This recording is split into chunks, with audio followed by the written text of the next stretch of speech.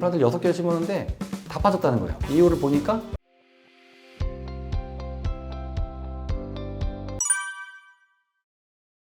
안녕하십니까 구독자 여러분. 저는 서울에서 가장 작은 규모의 치과를 운영하고 있는 23년차 치과의사 김동호라고 합니다. 치료를 많이 하기보다는 설명을 많이 하는데 시간을 많이 할애를 하는 편이고요. 근래에는 치과의사도 모르는 진짜 치과 이야기라는 책을 쓴 저자이기도 합니다. 최근에 원장님들이나 작가 선생님들이 나와서 말씀해 주신 것들을 쭉 한번 봤는데요. 너무너무 좋은 게 많더라고요. 근데 그 중에서 몇 가지 공통점들을 한번 찾아봤어요. 그러니까 말씀하시는 중에서 예를 들면은 호흡이 중요하다. 숨 쉬는 거요. 그래서 호흡이 중요하고 또 이제 호흡을 하는데 입으로 숨을 쉬는 게 아니라 코로 숨을 쉬는 거. 이게 되게 중요하다. 그다음 밑으로 내려와서 이제 음식물. 좋은 음식에 대해서 엄청 좋은 강의들이 많거든요. 그래서 좋은 음식을 먹어야 된다. 건강하려면. 그 말씀도 해주셨고. 또 그래서 그 음식을 꼭꼭 오래오래 잘 씹어 먹어야 된다. 그런 말씀도 또 해주셨어요. 그리고 뭐 운동하는 거 있죠. 운동을 하고 잘 걷고 뭐 그런 것들. 그리고 바른 자세를 갖춰야지 몸이 건강하다. 마지막으로는 이제 음식을 먹었을 때 이제 좋은 음식을 먹어서 장내 미생물들이 좋은 미생물들이 생성이 돼야만 우리가 건강하다고 하는데 여기서 여러분들이 이런 것들을 많이 열심히 하셔도 안 될 때가 있어요. 그게 왜 안 될 때가 있냐? 그게 바로 치아의 문제, 턱의 문제, 이런 문제 때문에 해결이 안 될 때가 많거든요. 예를 들면은 뭐 치과에서 어쩔 수 없이 뭐 신경치료를 하게 된다. 그러면 아플 때가 많거든요. 그럼 진통제, 항생제 많이 처방하거든요. 저도 항상 많이 합니다. 근데 말씀 들으셨잖아요. 항생제, 진통제 많이 먹으면 장내 미생물들 다 죽는다. 이런 얘기 들으셨죠. 그러니까 여러분들이 그렇게 노력한 게 한 방에 사라지는 거예요. 호흡을 잘하고 싶다? 사실은 이거는 조금 어려운 문제인데 우리의 골격 자체가 요즘 사람들 골격 자체가 대부분 입으로 호흡할 수밖에 없는 골격을 갖고 있어요. 그래서 여러분들이 노력하셔도 잘 안 될 수가 있는데 그래도 사람은 그래도 잘 살아가거든요. 그런데 치과 치료를 잘못 받다 보면은 그 호흡이 너무 안 좋아질 때가 많아요. 노력해도 안 될 수 있고요. 또 걷는 것도 그렇죠. 뭐 걷는 것도 잘 걷고 싶어도 이런 게 치아 교합이라고 하는데 이런 게 좌우 밸런스가 안 맞으면은 뭐 어깨부터 아프고 허리부터 아프면서 걷는 것도 불편하고 그럴 수 있어요. 그래서 여러 가지 그런 좋은 얘기들을 많이 들으셨지만 그거를 잘 하고 싶어도 잘 안 되는 거. 그 잃어버린 조각이 있거든요. 그 잃어버린 조각의 마지막 그 조각이 치과 치료가 될 수가 있어요. 그래서 그걸 강조하고 싶어서 여기 나오게 됐습니다.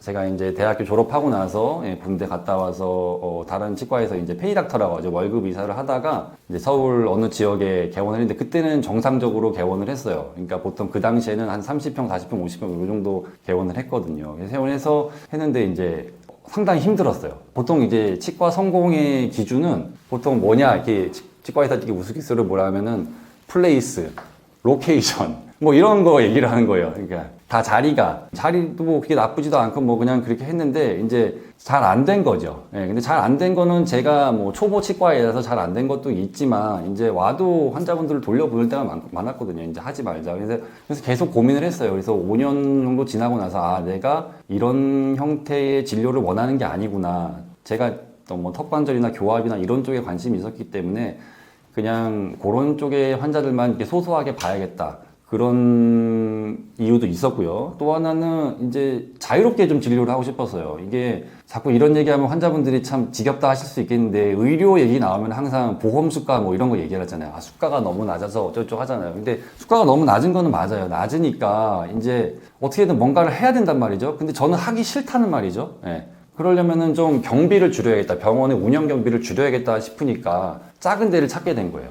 옛날에는 뭐 한 35평에서 했는데 지금은 19평, 체어 2대 놓고 하고 있어요. 대신 제가 다 하고 있죠. 그래서 몸이 좀 힘든 편이긴 한데 뭐 나쁘지는 않은 것 같아요. 그냥 쉴 때 쉬고 할 때 하고 하니까. 그래서 뭐 그 정도 규모의 치과는 요즘은 없고요. 요즘은 점점 대형화돼서 젊은 치과 선생님들이 보통 뭐 70평, 100평 이렇게 크게요. 그렇게 안 하면은 생존하기가 어려운 의료 환경이 됐기 때문에. 그래서 그러한 병원도 있고 저같이 뭐 작게 하는 병원도 있고 그렇습니다. 충치를 볼 때 이제 위치를 보라는 거죠. 이게 보면은 여기 치아에 씹는 면이냐, 치아에 여기 옆면이냐, 그리고 어금니, 예를 들면 어금니의 사이냐, 요거에 따라서 이제 술식이라고 하죠. 치료의 방식 또는 재료가 바뀌는데 일단 뭐 씹는 면이라고 한다면 저 같은 경우는 이제 심하지 그냥 들어갈 때도 많아요. 근데 심하지 않다는 기준이 도대체 뭐냐는 거죠.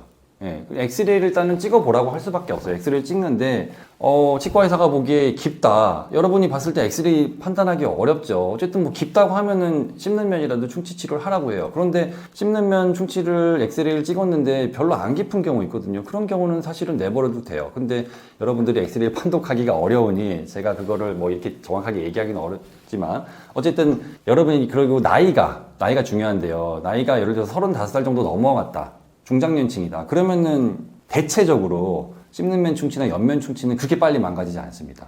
그럴 때는 조금 보수적으로 접근할 수도 있어요. 그리고 기어이 충치 치료를 하겠다면은 치과 의사분들이 인레이라는 작업을 되게 많이 해요. 어금니 쪽은 튼튼한 걸로 해야 된다고 해서 이제 본을 떠서 하는 작업을 인레이라고 하거든요. 치료를요. 그래서 치아를 갈아가지고 본을 떠가지고 금으로 할 때는 금 인레이, 도자기 같은 걸로 할 때는 세라믹 인레이, 그리고 레진이라고 해서 플라스틱으로 할 때는 레진 인레이라고 하는데 제 기준에서는요, 여기 씹는 면 충치 같은 경우는 또는 옆면 충치 같은 경우는요, 인레이까지는 안 가셔도 돼요. 그 정도면은 뭐 비용의 부담도 별로 없어요. 저는 그냥 레진 정도로만 하는 편이고 또는 좀 이거는 좀 다른 치과 의사분들이 받아들이긴 좀 어려우실 텐데 글래스 아이오노머라고 해서 좀 더 약한 재료가 있어요. 그런 걸로 할 때도 있습니다. 그리고 옛날에는 아말감을 많이 썼죠. 아말감. 여러분 다 아실 거예요. 아말감이 상당히 좋은 재료예요. 물리적인 성질이 엄청 좋아요. 엄청 좋고 그래서 저는 뭐 치과에 있다 보면은 젊은 사람들은 거의 없으니 그런 거를 경험을 못했지만 나이 드신 분들 뭐 50대, 60대, 70대 뭐 환자분들 보다 보면은 한 30년, 40년 된 아말감들 멀쩡한 거 다 많이 있거든요. 근데 문제는 아말감이 국제적으로 이제 수은 환경 오염 때문에 금지가 되어 있어요. 그리고 여러분들도 뭐 깊이 공부를 하다 보면은 그 수은 문제가 있으니까 아말감은 안 하게 되는 거고. 그래서 여러분들이 씹는 면, 옆면 충치가 있는 경우에 그게 이제 구멍이 심각하게 있다라고 한다면은 그냥 약간의 뭐 착색 정도라든지 그런 정도고 여러분들이 생각하기에 나는 정말 음식물 관리를 잘하고 양치를 잘하고 치아에 신경을 많이 쓴다. 그러면은 뭐 좀 건드리지 않는 방향도 돼요. 근데 이제부터 중요한데 어금니 사이가 썩었을 때는 레진이라든지 아까 제가 말씀드린 글래스 아이오노머, GI라고 보통 얘기를 하는데 그런 재료들은 좀 버티기가 어려워요. 그래서 본을 떠서 결국엔 해야 되는 거고 그 본을 떠서 할 때 역시 치과 의사의 판단에 맡길 수밖에 없어요. 근데 대체적으로는 금 인레이를 상당히 많이 하고요. 그 다음에는 뭐 레진 인레이나 세라믹 인레이. 그래서 제가 지금 말씀드린 게 종류가 그렇게 많지가 않아요. 딱 제가 말씀드린 6가지인데요. 직접 데우는 것들이 있어요. 치과 의사가 직접 데우는 거는 GI라는 재료, 그 다음에 레진이라는 재료, 아말감이라는 재료. 이 3가지가 직접 데우는 재료고 이런 것들은 보험이 되는 경우 GI나 아말감은 보험이 되기 때문에 그냥 10,000원 선이에요. 그래서 별로 부담이 없단 말이죠. 그리고 레진은 비싸거든요. 10만 원 전후로 해서 치과마다 다 비용이 다른데 그 정도고요. 근데 인레이로 넘어가면 이제 3, 40만 원씩 왔다 갔다 하는 거죠. 근데 좋다 이거죠. 그리고 제가 여기서 정확하게 딱 끊어서 얘기는 못 하겠지만은 제가 말씀드리고 싶은 거는 그런 충치 치료를 하라고 권유를 받았을 때 믿고 하셔도 됩니다. 다만 너무 한꺼번에 많이 하지 마세요. 그날 예를 들어서 뭐 아파서 1개가 갔는데 불편해서 1개가 갔는데 1개만 하세요, 제발. 그리고 그냥 2개, 3개, 4개 한꺼번에 건드리지 마세요. 그리고 제 이 얘기를 들으시는 치과 선생님 계시면은 저 치과에서는 뭐 그게 누가 이렇게 단정적으로 얘기를 하나 하는데 제가 만난 좀 어려움을 겪는 환자들, 이 교합적인 문제で어려움을 겪는 환자들은 좀 전체적으로는 한꺼번에 많이 치료를 받으신 분들이에요. 그래서 제가 그런 환자분들을 많이 보기 때문에 어떤 편견이 생겼는지는 모르겠지만 한 개씩 한 개씩 천천히 하신다면은 좋겠습니다. 그게 뭐 인레이가 됐던 뭐 레진이 됐던 그게 안전해요. 비용 문제를 떠나서.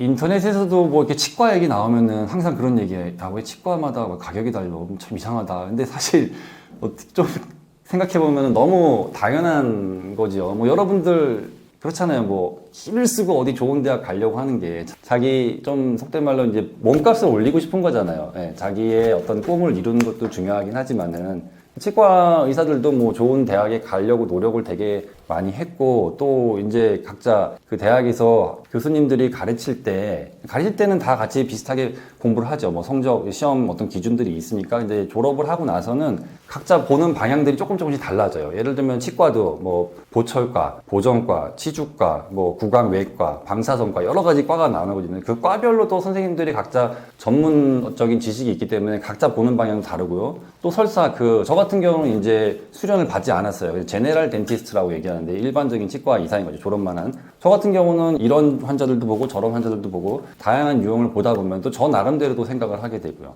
또 저는 이제 교합이라는 분야에 관심이 있는데 이 교합이라는 것도 선생님들마다 각자 교합의 학파도 있고 각자 보는 책도 있고 그러다 보니까 서로 다 다르거든요. 그러니까 뭐 충치를 보더라도 어떤 과목을 어떻게 전공했냐에 따라서 달라지는 거고요. 또는 작은 치과 얘기를 했는데 제가 어떻게 이렇게 됐는지는 모르겠지만 저는 이제 미니멀리즘이라는 단어를 되게 좋아하거든요.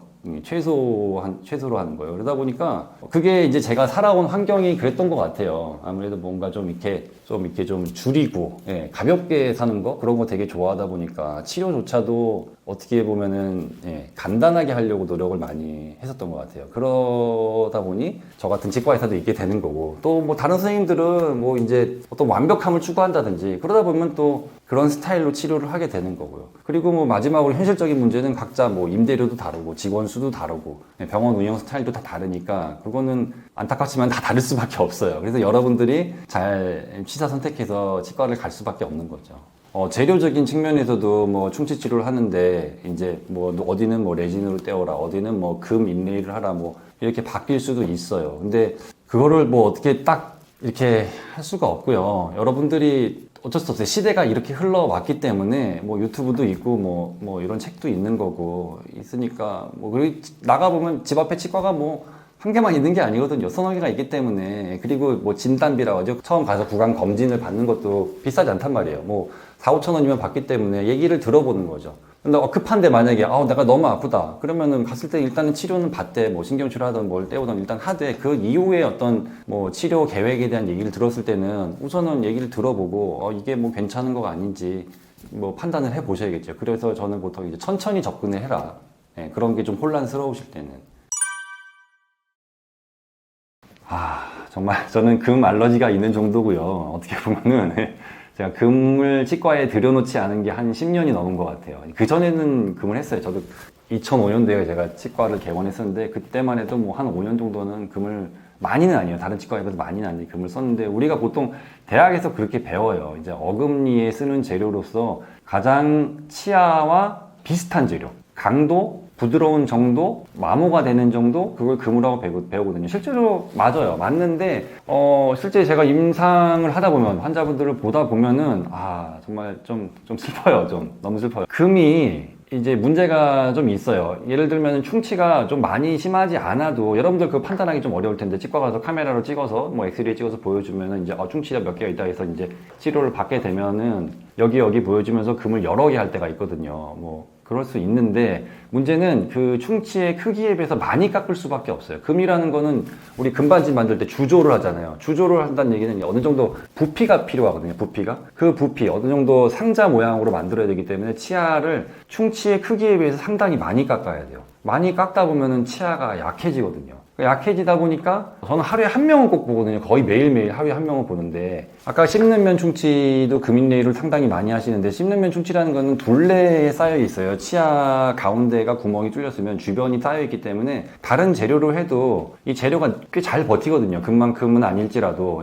그런데 그런 부분까지도 다 이제 튼튼하게 하려고 금으로 하다 보니까 이제 치아가 너무 약해져서 금이 가는 경우가 또 많아요. 그리고 특히나 우리나라 사람들은 이제 좀 질긴 걸 많이 먹는다고 하더라고요. 그래서 서양 사람들에 비해서 더 잘 치아가 부러지고 최근에 또 서울대학교에서 논문 나온 것도 있어요. 금 인레이 장착된 치아가 온도 변화에 취약하다. 자기 본래 치아에 비해서. 그래서 더 금이 가는 확률이 높다는 얘기인 거죠. 더군다나 이제 근래 논문은 아닌데 50대 우리나라 사람들이 금이 가는 사람이 너무 많다는 얘기죠. 그냥 뭐 금 인레이를 꼈던 안 꼈던. 근데 그런 상황에서 금 인레이는 버티지를 못해요.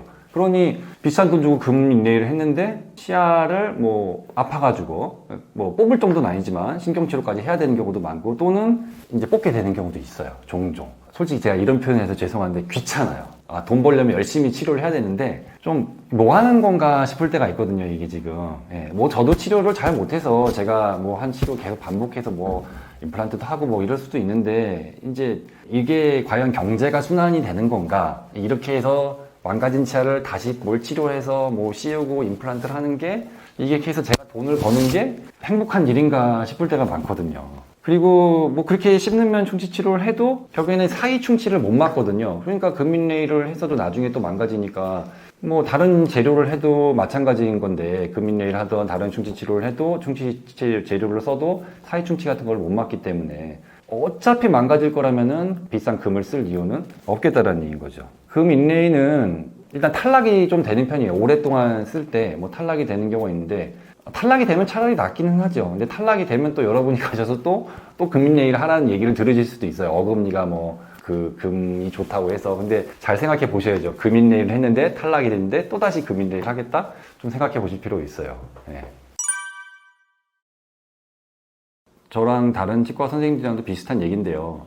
절대 하지 말라는 것보다는 일단 금인레일은 저라면은 어금니 사이 충치는 아까 말씀드렸듯이 금인레일 하시라 말씀드리는 편이에요. 뭐 제가 하겠다는 게 아니라 대부분 다른 치과에서 금인레일 권할 때 그걸 거부하실 이유는 없다는 얘기죠. 그런데 이제 씹는 면 충치가 있는데 그게 좀 큰 경우가 있어요. 대표적인 경우가 뭐냐면 여러분들이 어렸을 때 엄마 손 잡고서 치과 갔다가 충치가 몇 개 있어요. 뭐 따님, 아드님 충치 치료 해야겠어요. 했는데 색이 어둡잖아요. 검은색, 회색 뭐 이런 건데 그게 이제 몇 년이 흘러서 5년이나 10년이 흘러서 치과를 가다 보면은 약간 주변이 어둡게 보이고 하다 보면은 치과 의사 선생님께서 이거 써본 거다. 뭐 이렇게 얘기를 하게 되고 그러면은 어떻게 해야 되나요? 얘기를 들으면은 이게 어금니는 금이 제일 좋으니까 금인레일 하십시오 하는데 그렇게 되면 어떻게 되냐? 아말감을 제거하면서 아말감 주변에 약간 검은 것도 다 제거를 하면서 하다 보면은요 씹는 면에 금의 크기가 엄청 커질 수밖에 없어요. 제거가 많이 되기 때문에. 그러면은 아까 말씀드렸듯이 치아의 주변이 얇아져요. 그러면 부러지기가 엄청 쉬워요. 그러니까 씹는 면에 큰 금인레일을 넣는 건 오히려 좋지는 않고요. 저 같은 경우는 이제 오히려 레진을 해요. 레진. 금보다는 훨씬 더 그나마 더 저렴하니까 레진으로 충전을 하고 어떤 선생님들은 야 레진이 버티냐? 못 버티면 한번 와서 수리하고 관리 받고 하면 되는 거고요. 또는 안 되면은 결국에는 이제 크라운을 해야겠죠. 그런 경우도 좀 안타까운 거예요. 처음에 금인레일가 큰 게 있었는데 이건 도저히 치아가 부러지진 않았는데 부러질 것 같은 경우가 있거든요. 주변이 너무 얇아가지고요. 그러면은 크라운을 하실 수밖에 없는 거죠. 그러니까 막상 이렇게 자기가 치료받은 역사를 돌아볼 수 있다면, 여러분들이 치과적인 지식이 있어서 또는 꼼꼼하게 챙길 수 있다면은 이거 진짜 괜히 받았다 싶은 생각이 들 때가 있을 거예요, 아마.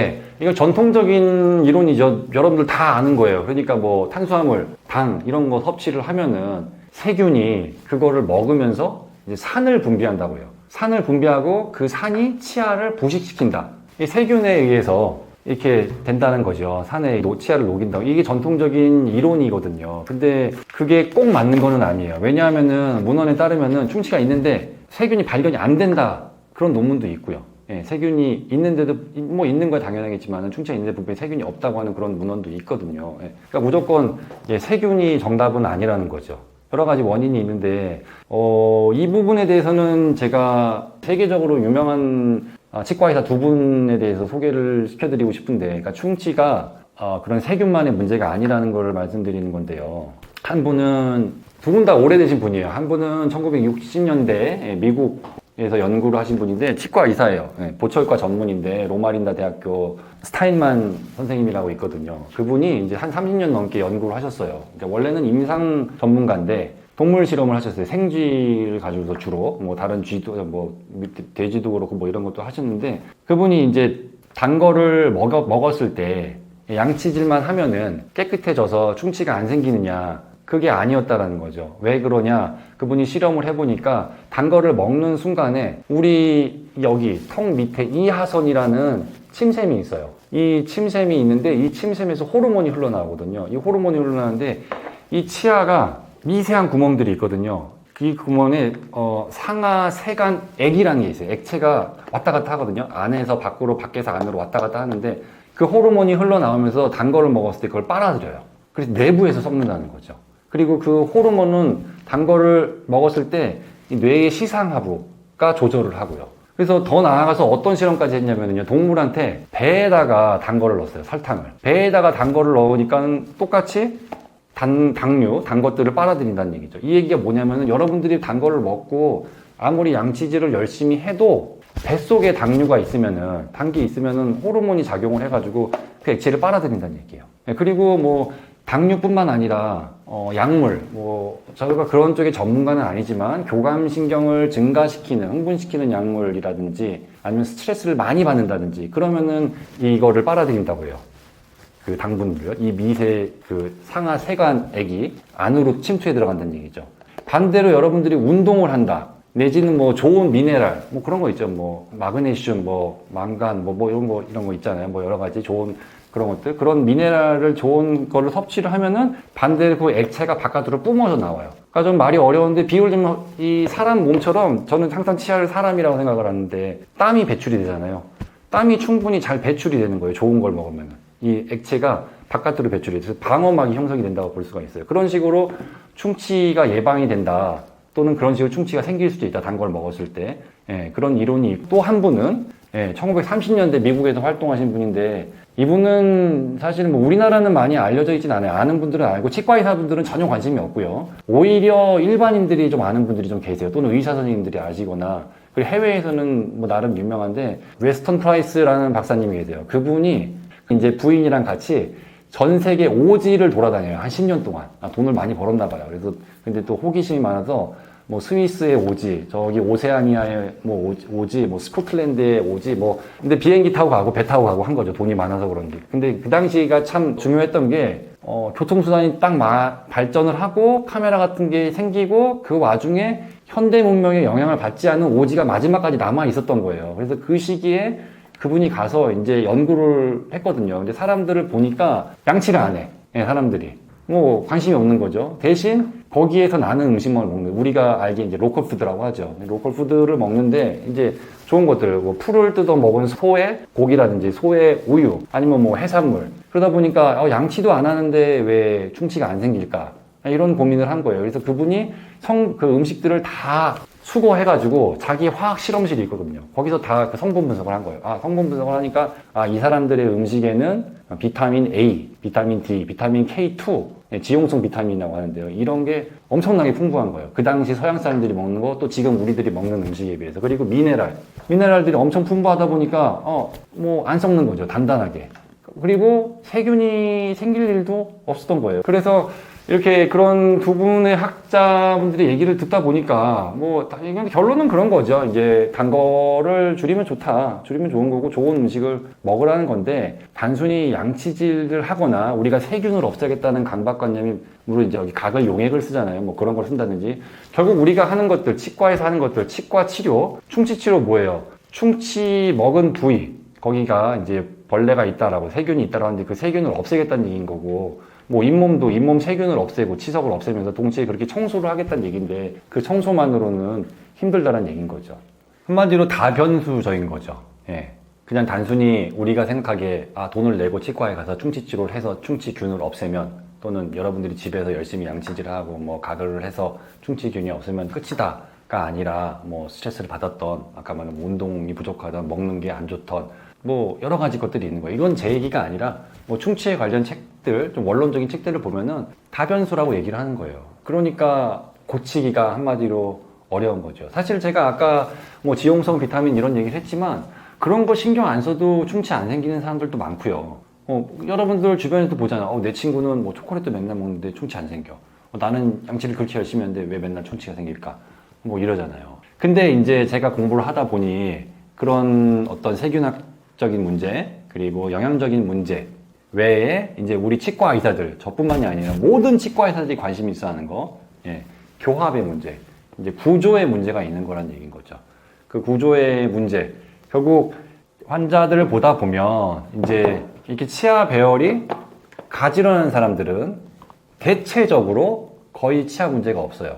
근데 문제는 여러분들 생각 안 하실 수도 있어요. 나 가지런한데 문제가 생길까? 여러분들이 생각하는 가지런함과 제가 생각하는 가지런함, 그건 정밀하게 좀 검사를 해봐야 돼요. 그래서 그런 것들을 속단할 수는 없는데, 이런 게 정확히 되어 있어야지 제가 항상 환자분들한테 얘기하는데 자가 정화돼요. 자연 정화, 셀프 클린징이 되거든요. 어떤 환자분은 60대 여자분인데 제가 깜짝 놀랐는데 치아가 다 있어요. 60대. 여러분들 그 별거 아니라고 생각하지만은 저 오늘도 30살 되신 분 여자분 임플란트 수술하고 왔거든요. 오늘. 치아가 엄청 안 좋아요. 그분은. 근데 반면에 60이 넘었는데도 치아가 다 있단 말이에요. 사랑니까지. 물어봤어요, 제가. 왜 치아가 이렇게 건강하신 것 같냐고. 전 별로 신경 안 쓰는데요. 그래서 양치는 잘 하시냐고. 저 양치 하루 한 번 하는데요. 네, 물어본단 말이죠. 도대체 뭘까? 뭐 먹고 싶은 건 뭐 드세요? 주로 오면은 군것질은 별로 안 하시더라고요. 뭐 그런 분들이 군것질을 안 하시는데 어쨌든 공통적으로는 이렇게 다 가지런하세요. 어쨌든.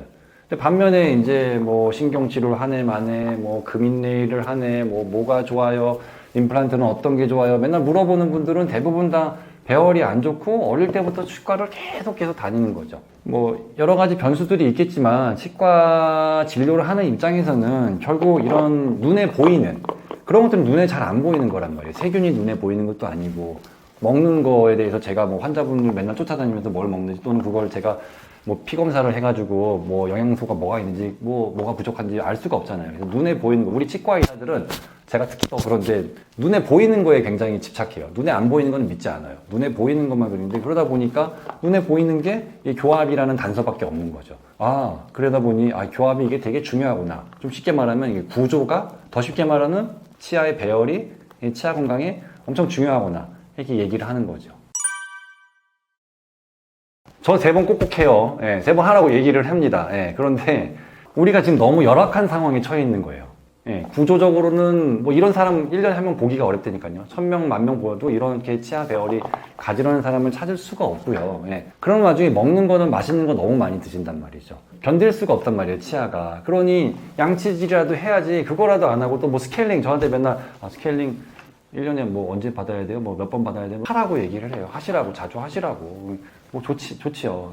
그래서 이런 면에서 제가 항상 말씀드리는 비유가 뭐냐면 입안이라는 거는 건물이에요, 건물. 이게 큰 그림으로 보면은 이 치아가 망가지는 게 조금씩 붕괴되는 거거든요. 입안이 붕괴된다, 치아가 붕괴된다. 저는 그런 표현을 많이 쓰는데 우리의 치아 구조가 그냥 부실공사된 건축물이나 마찬가지예요.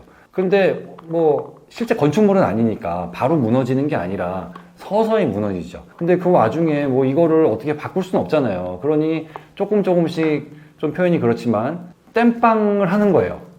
여기가 비가 새고 여기가 뭐 바람이 새고 여기가 벌레가 들어오니까 땜빵하고 그 와중에 좀 집이 좀 부실하게 젖어서도 뭐 살아가야 되잖아요. 10년이든 30년이든 50년이든.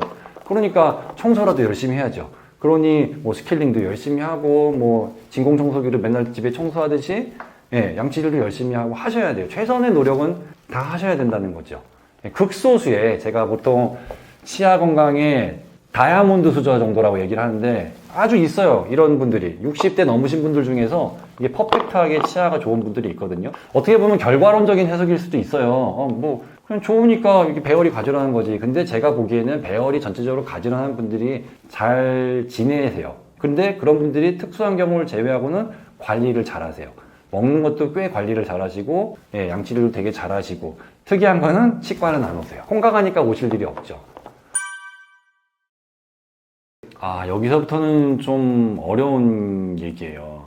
제가 보기에 우리 자연은 이 치아가 충분히 바르게 나을 수 있게끔 어느 정도 크기를 만들어 놨는데요. 현대인들이 너무 현격하게 작아진 거거든요. 너무 현격하게. 그래서 완충 능력이 많이 사라진 거예요. 완충 능력이. 그래서 급격하게 많이 좁아지다 보니까 치아가 삐뚤어지는데 삐뚤어지면 기본적으로 앞니가 삐뚤어지면 어금니가 바로 날 수가 없어요.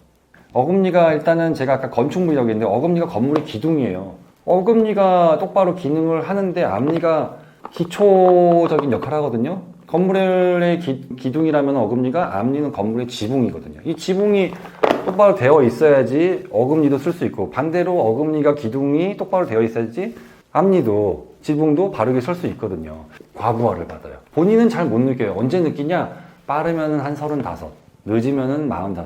근데 그것도 요즘엔 점점 빨라져요. 왜냐면은 요즘에 젊은 사람들이 너무 안 좋은 걸 많이 먹어요. 그래서 그렇고 특히 또 요 앞니는 4개가 있지만 여러분들 거울 한번 보세요. 앞니 4개, 아래 앞니 4개 있어요. 근데 송곳니가 하나씩 있죠. 우리 송곳니는 80이 될 때까지 마지막까지 남아있는 치아예요. 제일 길고 강하거든요. 얘는 질긴 거 먹을 때 찢어주는 역할을 해요. 앞니는 가위 역할을 하고요. 그런데 송곳니가 이렇게 뭐 이렇게 좀 그렇죠. 드라큘라처럼 뭐 이렇게 되어 있는 사람들도 있고, 송곳니가 아예 속에 묻혀 있는 사람들도 있어요. 아예 안 나오는 사람들도. 그게 다 위턱이라고 하거든요. 이 위턱이 너무 작아서 그래요. 송곳니가 일을 못하면 어금니는 고생할 수밖에 없어요. 제가 맨날 비율을 드는 걸 좋아하는데 앞니 4개 있죠. 위에 앞니는 4개예요. 기억하세요. 아래 앞니는 4개고요. 그냥 거울 보시면 아시잖아요. 얘네들은요, 입안을 회사라고 치면은 영업사원들, 외근직들 있죠. 저는 회사를 안 다녀봐서 잘은 모르겠어요. 그런데 그렇게 비유를 해요. 그래서 바깥을 돌아다니는 사람들. 그래서 회사 이미지를 위해서 열심히 잘 일을 해야 돼요. 깨끗해야죠. 예. 송곳니는 뭘 것 같으세요? 송곳니는 사장님. 사장님 제일 중요해. 뭐 일을 안 하는 것 같아도 제일 책임감을 갖고서 일을 해줘야 돼요. 어금니 나머지는 뭐냐? 여기 5개씩 있거든요. 20명이에요. 20명. 회사의 근로자들. 뭐 생산직이 됐던 뭐 사무직이 됐던 열심히 일을 하셔야 되는 분들이죠. 그런데 이 송곳니 사장님이 일을 안 해. 맨날 놀러 다녀. 그럼 어떻게 되겠어요? 뭐 영업직이든 뭐 안에서 일하는 사람이든 고생한단 말이죠. 그러면은 이제 어금니들이 빠져나가기 시작해요. 뭐라고 하죠? 그거 퇴사를 하던 아니면 과로사로 쓰러지던 뭐 그렇게 되는 거예요. 그래서 치아가 망가지는 거예요. 비율을 들자면. 그래서 굉장히 송곳니가 중요해요. 그런데 사람들은 잘 모르더라고요. 그냥 뭐 거울 보고서 선생님 여기 앞니가 좀 검은 것 같아요. 뭐 여기 왜 이렇게 앞니가 누래요? 뭐 이런 것만 보지 사실 자기 치아를 보면서 판단을 못해요. 그런데 이거는 굉장히 쉬운 일이야. 조금만 관심을 가지면. 그런 거 있죠. 치과 의사에 대한 무슨 뭐 기사가 실렸다. 그럼 리플이 막 달려요. 그러면서 하는 말이 치과 의사 뭐 사기꾼이다, 도는 놈이다, 막 이런 얘기 들으면서 쓰면서 얘기하는 게 항상 그래요. 니들이 닥터냐? 예, 뭐 저기 테크니션이지, 뭐 기술자지, 뭐 이런 얘기, 덴티스트지, 뭐 이런 얘기를 하거든요. 저는 요즘에 그런 거 별로 신경 안 써요. 뭐 좋아요. 왜냐? 제가 지금 계속 구조적인 얘기를 하거든요. 이거는 사실 건축 구조. 치과에서는 원래 그런 거 하는 거예요, 사실은. 예, 그런 거 하는 건데, 이게, 그러면 여러분들이 치과를 무시하는 이유가 뭐냐? 이게 뭐냐? 눈에 보여요. 우리가 뭐, 건강에 대해서 얘기해. 미생물 보여요? 뇌에 대해서 얘기할 때 보여요? 여기, 뭐, 폐, 심장 보여요? 몰라요. 가서 의사 선생님한테 MRI 찍고, CT 찍고 다 해서 물어보셔야 돼요. 저도 가서 하라는 대로 다 한단 말이에요, 의사 선생님한테 가면은. 근데 치과는 그게 아니에요. 그러니까 뭐, 야매도 있고, 뭐, 요즘에는 치과 의사가 진료를 안 하고 직원들이 한 데가 되게 많아요. 왜요? 옆에서 보고서 원장님이 저렇게 하니까 별거 아니네? 나도 흉내 내야지? 하면서 막 따라서 한다고요. 그리고 치과가 잘 되니까 막 뭐 시키고 바쁘잖아요. 환자들이 물밀듯이 오는데 치과 의사 혼자서 어떻게 해요? 그럼 그만큼 뭐 이제 눈에 보인단 말이죠. 그리고 요즘에는 스마트폰까지도 있으니까 저한테 맨날 인터넷 카페에다가 저한테 문의하시는 분들은 다 사진 찍어서 보내세요. 자기가 직접 우리 아이들 찍거나 아내한테 부탁하거나 남편한테 부탁해서 입안 찍어가지고 본단 말이에요. 그러니까 어떻게 해요? 평가하기가 쉽단 말이에요. 조금만 관심을 가지면은. 그런데 이 송곳니가 어떻게 되는지, 앞니가 어떻게 되는지 관심이 다들 없어. 그러니 저는 여러분들한테 얘기하는 게 이제 배열이 중요하다. 그러면은 당장 교정하세요. 그런 뜻 아니에요. 오해하지 마세요. 제가 얘기했죠. 미니멀리즘이라고요. 최소로. 여러분들 좋은데 여행 가시고 좋은 거 맛있는 거 드시라고요. 대신 자기 치아가 뭐가 문제 있는지에 대해서는 조금은 관심을 가지셨으면 좋겠어요. 그래서 제가 지금 앞니 송곳니를 얘기를 했는데 결국엔 이게 상호적인 거거든요. 잘 모르시더라고요. 제가 오늘도 그러고요. 어제도 그랬어요. 오늘은 40대 여자분, 어제는 50대 남자분이었는데 다 잇몸이 안 좋아지고 입안은 다 금으로 떼어져 있고 크라운 할 거 다 있어요. 근데 지금 치과에서는 이빨을 뽑아야 된다. 또 여기서는 뭐 금인레일을 몇 개 하라 이런 얘기를 들으신 거예요. 근데 결국 보면 뭐냐? 어금니가 똑바로 되어 있질 않은 거예요. 어금니가 누워있는 분들이 되게 많거든요. 또는 어금니가 뭐 이렇게 반대로 몰린다든지 굉장히 많아요. 그런데 그냥 입만 벌리고 보면 알 텐데 그냥 여기 금이 얼마예요? 뭐 임플란트가 얼마예요? 뭐 이것만 관심 있는 거죠. 그냥 눈으로 보면 되는데. 그래서 제가 치과 의사를 하면서 가장 강조를 하는 거는 어금니가 똑바로 서 있어야 된다. 일단 서 있어야 되고 또 하나는 뭐냐? 어금니가 다 있어야 된다. 근데 어금니가 다 있는 사람이 누가 있을까요? 어금니, 사랑니까지 다 있는 사람 별로 없어요. 왜요? 턱이 너무 작아졌단 말이에요. 사랑니가 나오지도 않을 뿐더러 사랑니가 나와도 다 뽑을 수밖에 없는 상황인 거죠. 그리고 똑바로 놔도 나중에 문제 생긴다. 빨리 뽑아라. 이렇게 얘기가 되는 거죠. 그래서 뭐 대부분 사람들이 어금니가 4개씩 밖에 없고 그 와중에 그 어금니조차도 똑바로 서 있는 사람들이 별로 없어요. 근데 여러분들이 그런 쪽에는 관심이 다들 없으시더라고요. 근데 왜 없냐? 여러분들이 뭐 관심이 없어서 그러냐? 그게 아니라 이게 되게 중요한 문제인데요. 치과 의사를요, 저는 크게 2가지로 분류를 해요. 치과 의사를. 어떻게 분류를 하냐? 저는이 아니라 다른 치과 의사들도 마찬가지인데, 교정을 할 줄 아는 치과 의사와 교정을 할 줄 모르는 치과 의사예요. 근데 교정을 할 줄 아는 치과 의사는 보통 대학에서 교정 수련을 받고 나와요. 인턴 레지던트를 받고, 근데 교정 수련을 받은 치과 의사들은 소수예요. 저는 교정 수련을 받지 않고 그냥 교정이 좋아서 공부를 한 사람이고, 또 교합이라는 학문이 좋아서 공부를 하다 보니 교정을 안 할 수가 없어요. 교합을 맞춰주려면은요. 근데 대부분의 치과 선생님들은 교정을 안 하세요. 그러다 보니 배열에는 관심이 없고, 배열은 그냥 교정과 선생님한테 의뢰를 드리면 되는 거고, 나머지 자기가 할 일은 흉지치료를 열심히 하고 스케일링 열심히 하고 임플란트를 열심히 심는 거예요. 그러다 보니 배열에 대한 관심이 없는 거죠, 치과 의사조차도. 그러니까 환자한테 그런 코멘트를 못 해주는 거예요. 당신의 치아 배열이 이러이러해서 문제가 되는 겁니다, 설명해 주는 데는 없고, 그냥 오늘의 치료 계획은 이러하고 이런 식으로 하면은 뭐 잘 드실 거예요. 하지만 결국 이제 배열에 문제가 생기기 때문에 짧으면 5년, 길면은 뭐 10년 정도 되면은 자꾸 탈이 나는 거죠. 그게 어떻게 보면 좀 슬픈 얘기인데 우리 현대인들의 숙명이에요. 슬픈 얘기, 절망적인 얘기를 해드려야 될 것 같아요. 자, 이제 우리가 좀 옛날 얘기를 해야 될 것 같거든요. 치과 얘기를 하는데 왜 갑자기 이런 얘기를 하느냐 하는데, 뭐 여러분들 뭐 사피엔스 뭐 이런 책도 보셨을 거고, 요즘에는 인문학 서적이나 뭐 일반 의학 서적 같은 거 보면은 뭐 진화에 대한 얘기가 많이 나와요. 그런 책들 보면은 대체적으로 이제 음식의 변화에 대해서 얘기를 하거든요. 그래서 음식의 변화를 얘기하는데, 저는 치과 의사로서 그것과 또 우리 얼굴과 이 턱과 치아와 어떻게 관계가 됐냐. 당연한 거예요. 음식을 먹게 하는 게 치아잖아요. 변화가 있는데, 좀 원론적인 얘기겠지만 아주 옛날, 뭐 숫자는 얘기 안 할게요. 저도 뭐 숫자에 약해서 뭐 몇백만 년인지 잘 기억도 안 나요. 그래서 불을 사용한 다음부터 이제 턱이 작아지고 큰 굵직굵직한 이벤트가 있었거든요. 그리고 이제 농업혁명, 1만 년 전이라고 얘기를 하는데, 보통 농업혁명, 이제 수렵 채집을 하다가 밖에 나가서 남자들이 뭐 사냥을 하고 여자들은 이제 식물을 채집을 한 거죠. 그렇게 해서 먹고 살다가 농업혁명, 이 쌀농사를 짓고 밀농사를 짓기 시작하고 불나가 이르면 살기 시작하면서 이제 우리 몸에 변화가 생기거든요. 질병도 많이 생기고 전염병도 많이 생겼다고 해요. 거기서 이제 수렵 채집을 할 때는 영양분이 충분해서 비타민이나 미네랄들이 충분하기 때문에 이 뼈 발달 얘기거든요. 결국에는 뼈라는 거는 그런 게 충분해야지 잘 발달이 되고, 또 하나는 옛날 음식들은 질기니까 하루 종일 씹어야 돼요. 그러니까 발달을 할 수밖에 없다고요. 그런데 이제 농업혁명이 일어나면서 또 영양소가 부족해지고 음식이 부드러워진단 말이죠. 그러니까 뭐 씹을 일이 없어요. 그래서 자꾸 턱이 점점 작아지는 거예요. 그렇게 계속 작아지다가 결정적인 또 이벤트가 있죠. 여러분들이 잘 아시는 이제 산업혁명. 그 전에 물론 설탕이 뭐 개발되고 했다고 하는데, 산업혁명을 통해서 또 우리나라 같은 경우는 이제 6.25 이후에 이제 산업이 발전하면서 제당산업, 제분산업 이런 거 생기면서 이제 음식이 가공화되기 시작한 거예요. 그러니까 힘들게 씹을 이유가 없어요. 그리고 영양소는 부족하고, 그러니까 턱이 너무 작아지게 되는 거죠.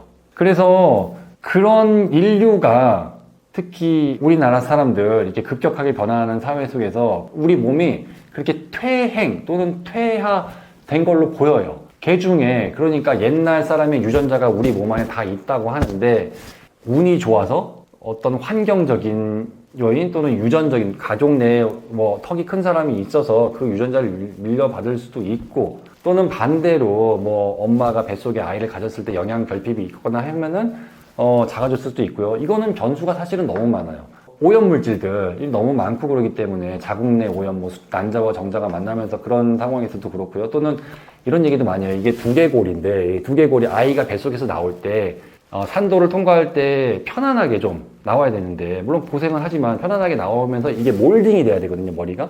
근데 너무 힘들게 나온다는 거죠. 근데 이게 다 찌그러져요. 그래서 요즘에는 뭐 헬멧 같은 거 애들 많이 쓰거든요. 근데 이게 고스란히 여기로 가요. 그리고 그게 대부분 다 찌그러져서 턱이 형성이 되는 거고, 또 태어나서도 모유수유 문제도 있는데, 사실 그것도 잘은 모르겠어요. 제가 최근에 들은 강의에서는 모유수가 굉장히 중요하긴 한데, 모유수유를 했다고 하는 부모님의 자녀조차도 턱이 너무 작아요.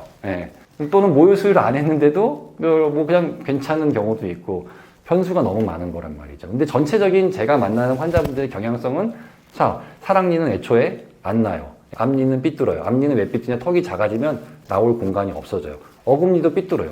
턱이 작아지면 나올 공간이 없어져. 다 삐뚤어져요. 그러니까 제가 보기에는 우리의 몸 자체가 너무 이제 된 거라서 선천적인 것이 많은 거죠. 우리 사람들이 지금 대부분이요. 아주 특별하게 좋은, 이런 표현을 좀 들어서는 미안하지만 유전자가 있는 사람들을 제외하고는 다 작다라고 보시면 돼요. 이게 참 어려운 문제인데요. 기본적으로는 제가 봤을 때 정말 잘생겼다 하는 분들 중에서 치아가 안 좋은 분들은 거의 없어요. 배열이. 예, 기본적으로. 그래서 전체적으로 잘 발달됐다는 말을 쓰거든요. 저는 이게 앞으로 잘 성장을 하면은 치아가 가지런하게 나올 수밖에 없어요. 그런데 이게 뒤로 밀리잖아요. 이 공간이 좁아지잖아요. 그러면은 치아가 삐뚤삐뚤해지거나 아니면 치아가 뻗어져요.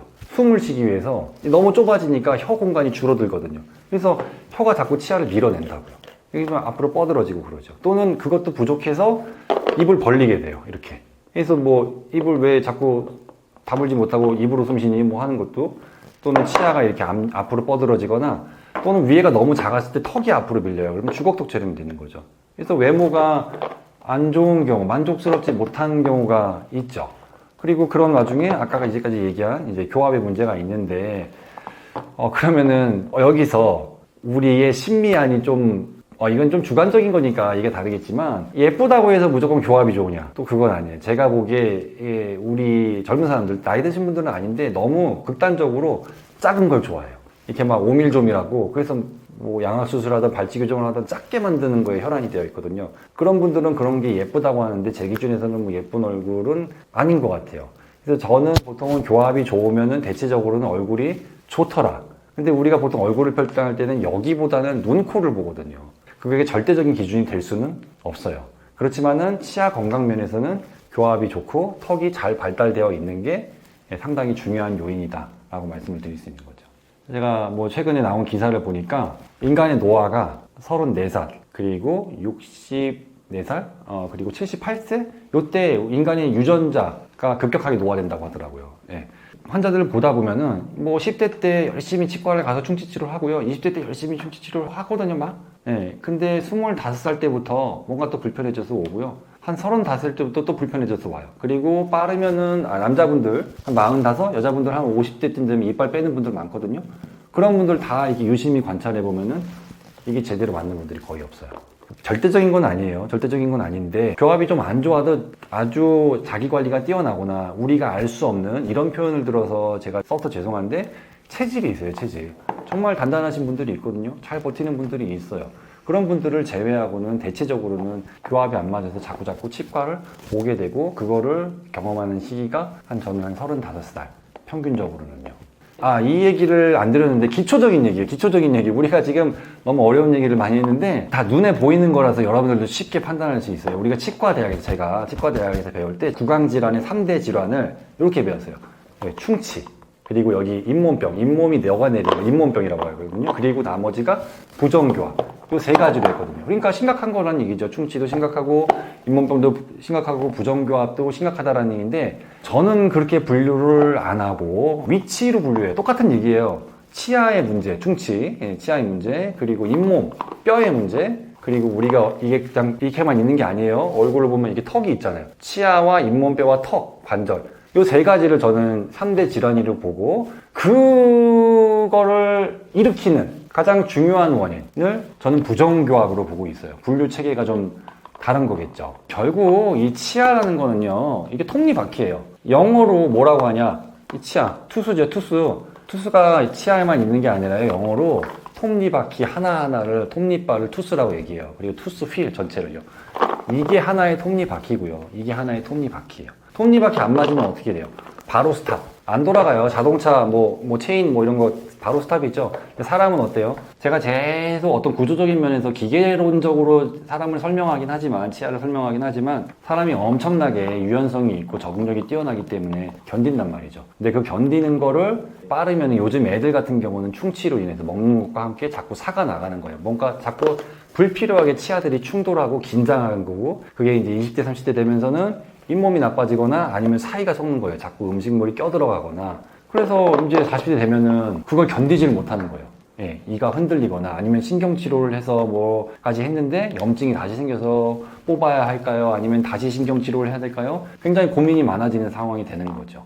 이게 부드럽게 아주 정밀하게 유연하게 이렇게 움직여야 되는데 그런 사람이 없다라는 거예요. 요즘 사람들은.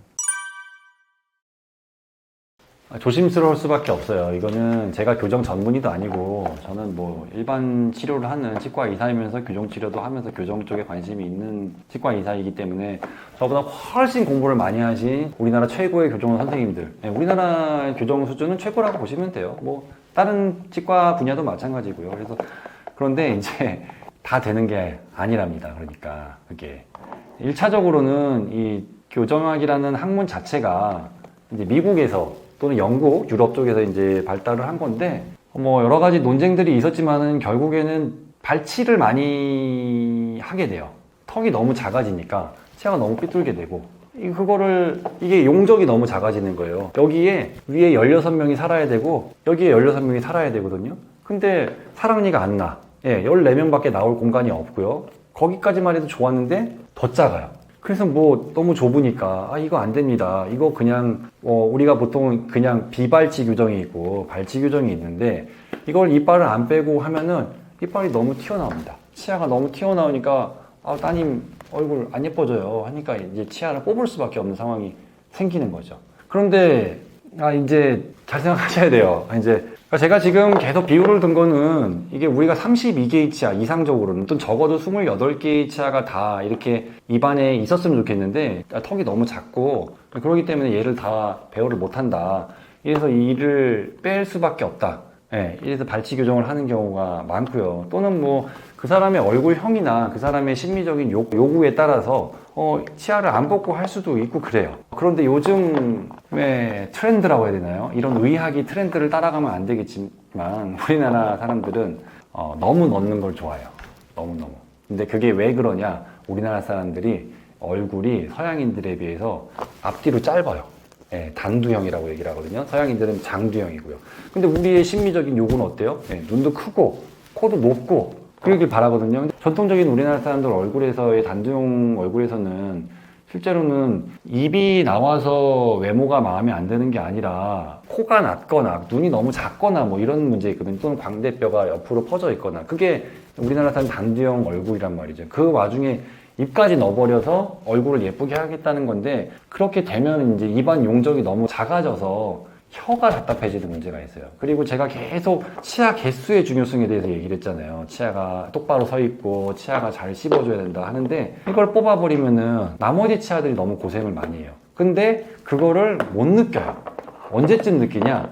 빠르면은 35. 아까 걔가 계속 35 얘기잖아요. 제가 왜 그러냐면 그 나이 때 환자분들이 많이 오시기 때문에 그래요. 그리고 늦으면 한 45쯤이면은 자꾸 뭐가 이가 불편하다고 오는 거죠. 그래서 교정 결과는 자기는 마음에 든다고 하는데 나이 들어서 자꾸 뭐가 불편하단 말이죠. 그런데 그러면은 왜 사람들이 이런 거를 문제시 삼지 않고 관심이 없냐? 일단은 뭐 외모가 만족되면은 물불을 가리지 않아요, 우리는. 치아 이거 4개 빼건 2개 빼건 사랑니까지 빼면 8개를 빼야 되는데 그런 거 빼고서 하는 거 별거 아니다.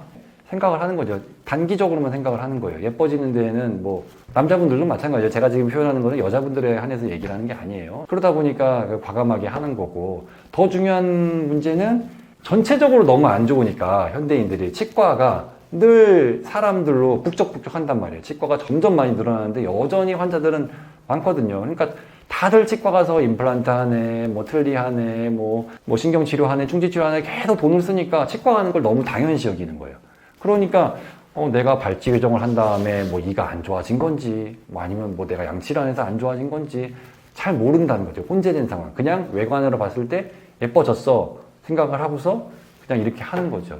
그런데 제가 이런 거를 절대 하지 말라 이런 뜻을 말씀드리는 게 아니에요. 정말 할 수밖에 없는 얼굴형들이 있어요. 돌출입이라고 하죠. 돌출입이라고 하는 얼굴의 사실은 대부분은요. 아까 말씀드린 코가 너무 낮은 경우가 많아요.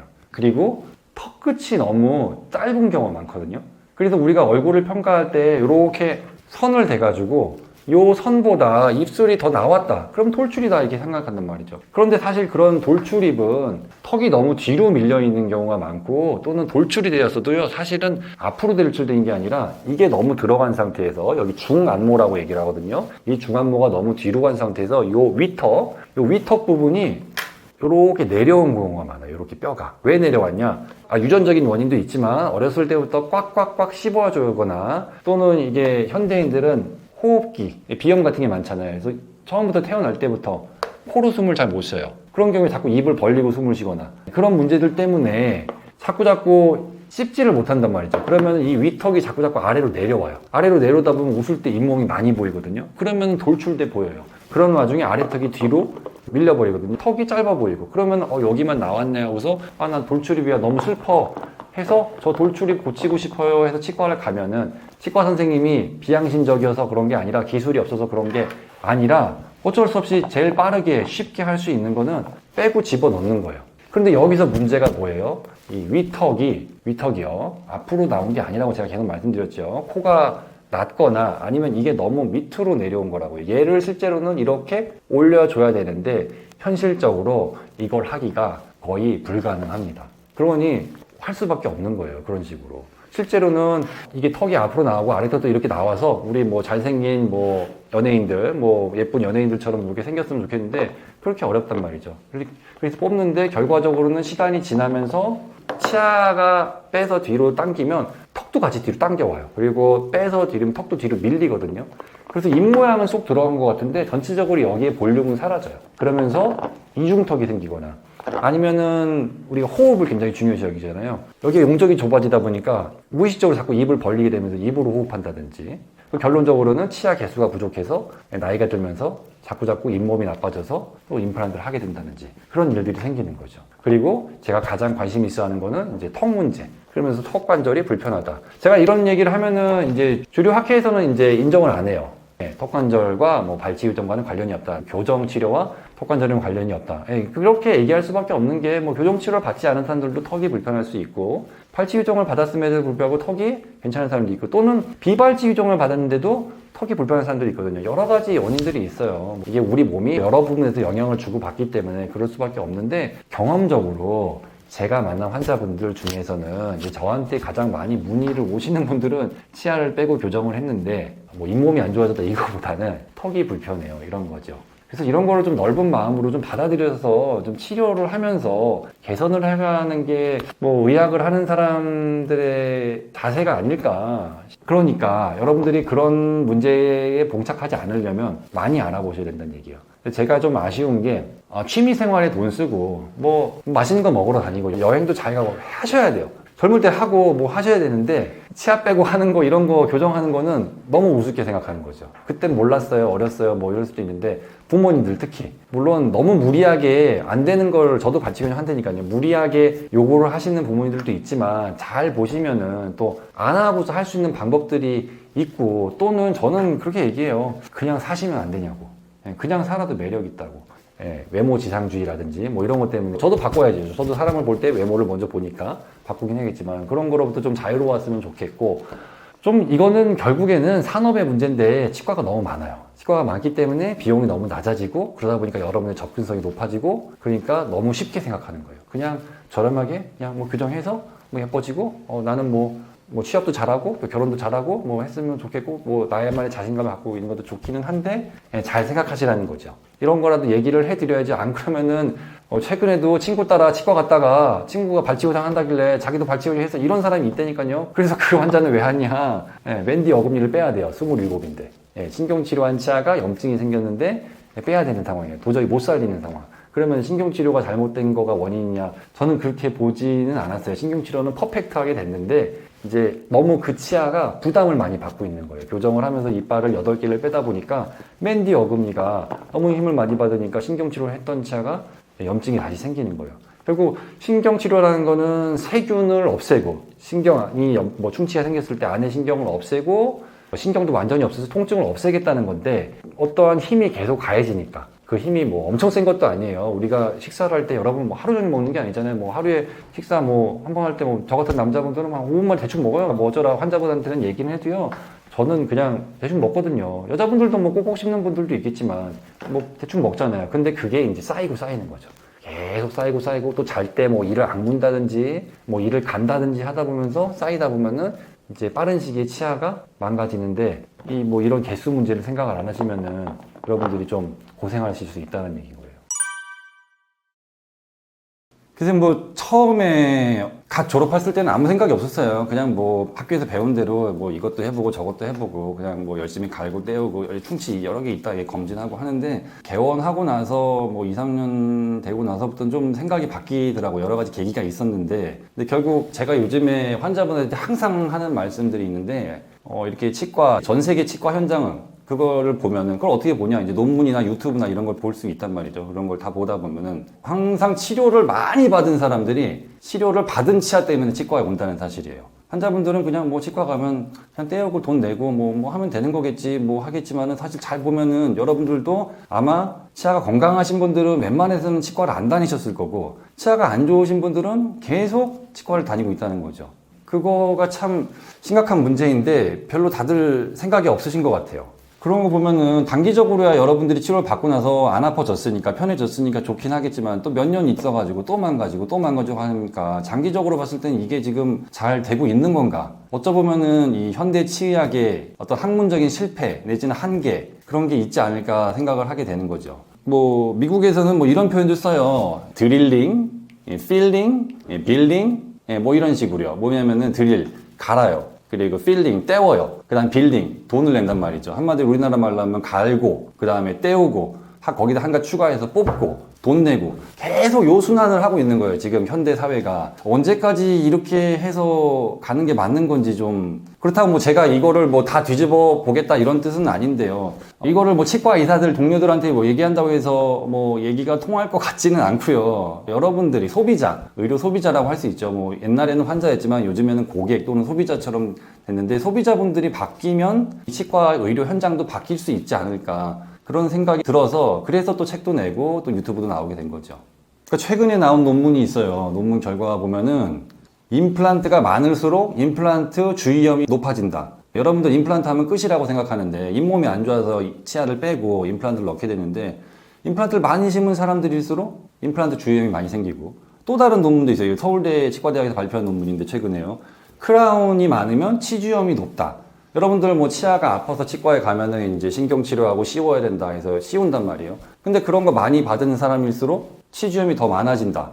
이거 지금 보면은, 그러니까 뭐 해야죠. 아프니까 빨리빨리 치료를 해주는 거는 맞는데, 결국에는 이거를 해도 이렇게 문제가 생길 거면은 조금 이제 생각을 해봐야 된다는 거죠. 이거를 해서 과연 얼마나 쓸 수 있을지 고민을 엄청 하게 되는 거죠. 그러니까 가급적이면은 안 해볼까. 예, 비싼 돈 들여가면서 치료를 받아도 망가질 확률이 되게 높다는 거죠. 여러분들이 지금까지 치과 경험, 그러니까 지금까지 받아온 치료에 대한 것들을 잘 돌아보신다면은 한번 생각을 해보셔야 된다는 거죠. 이 얘기는 뭐 성인에서도 포함이 되지만 요 얘기는 저는 어린이들 얘기를 하는데요. 이게 그러니까 치과 치료의 한계에서 먼저 말씀을 드리고 싶어요. 그러니까 우리가 떼운다고 해서 그게 영속적이지가 않단 말이죠. 떼우면 그게 떼운 게 떨어지거나 떼운 주변이 썩거나 떼운 주변이 착색이 되거나 그러거든요. 근데 치과 선생님들에 따라서 꼼꼼하게 보시는 분들이 계세요. 또는 그걸 원하시는 부모님도 계세요. 꼼꼼하게 충치를 모조리 치료를 해달라 하시는 분들이 계시거든요. 그러니까 이 충치 치료를 해도 뭔가 결함은 생기기 때문에 또 가면은 또 있어요. 그리고 또 떼운단 말이죠. 그리고 또 한 6개월이나 1년 있다 또 가잖아요. 그러면 또 생길 수가 있는 거예요. 특히 아이들 치아는 뭐 식생활에 변화도 없고 그냥 뭐 양치만 뭐 열심히 한다고 해서 이 치아가 건강해지는 게 아니기 때문에 자꾸 늘어나는 거죠.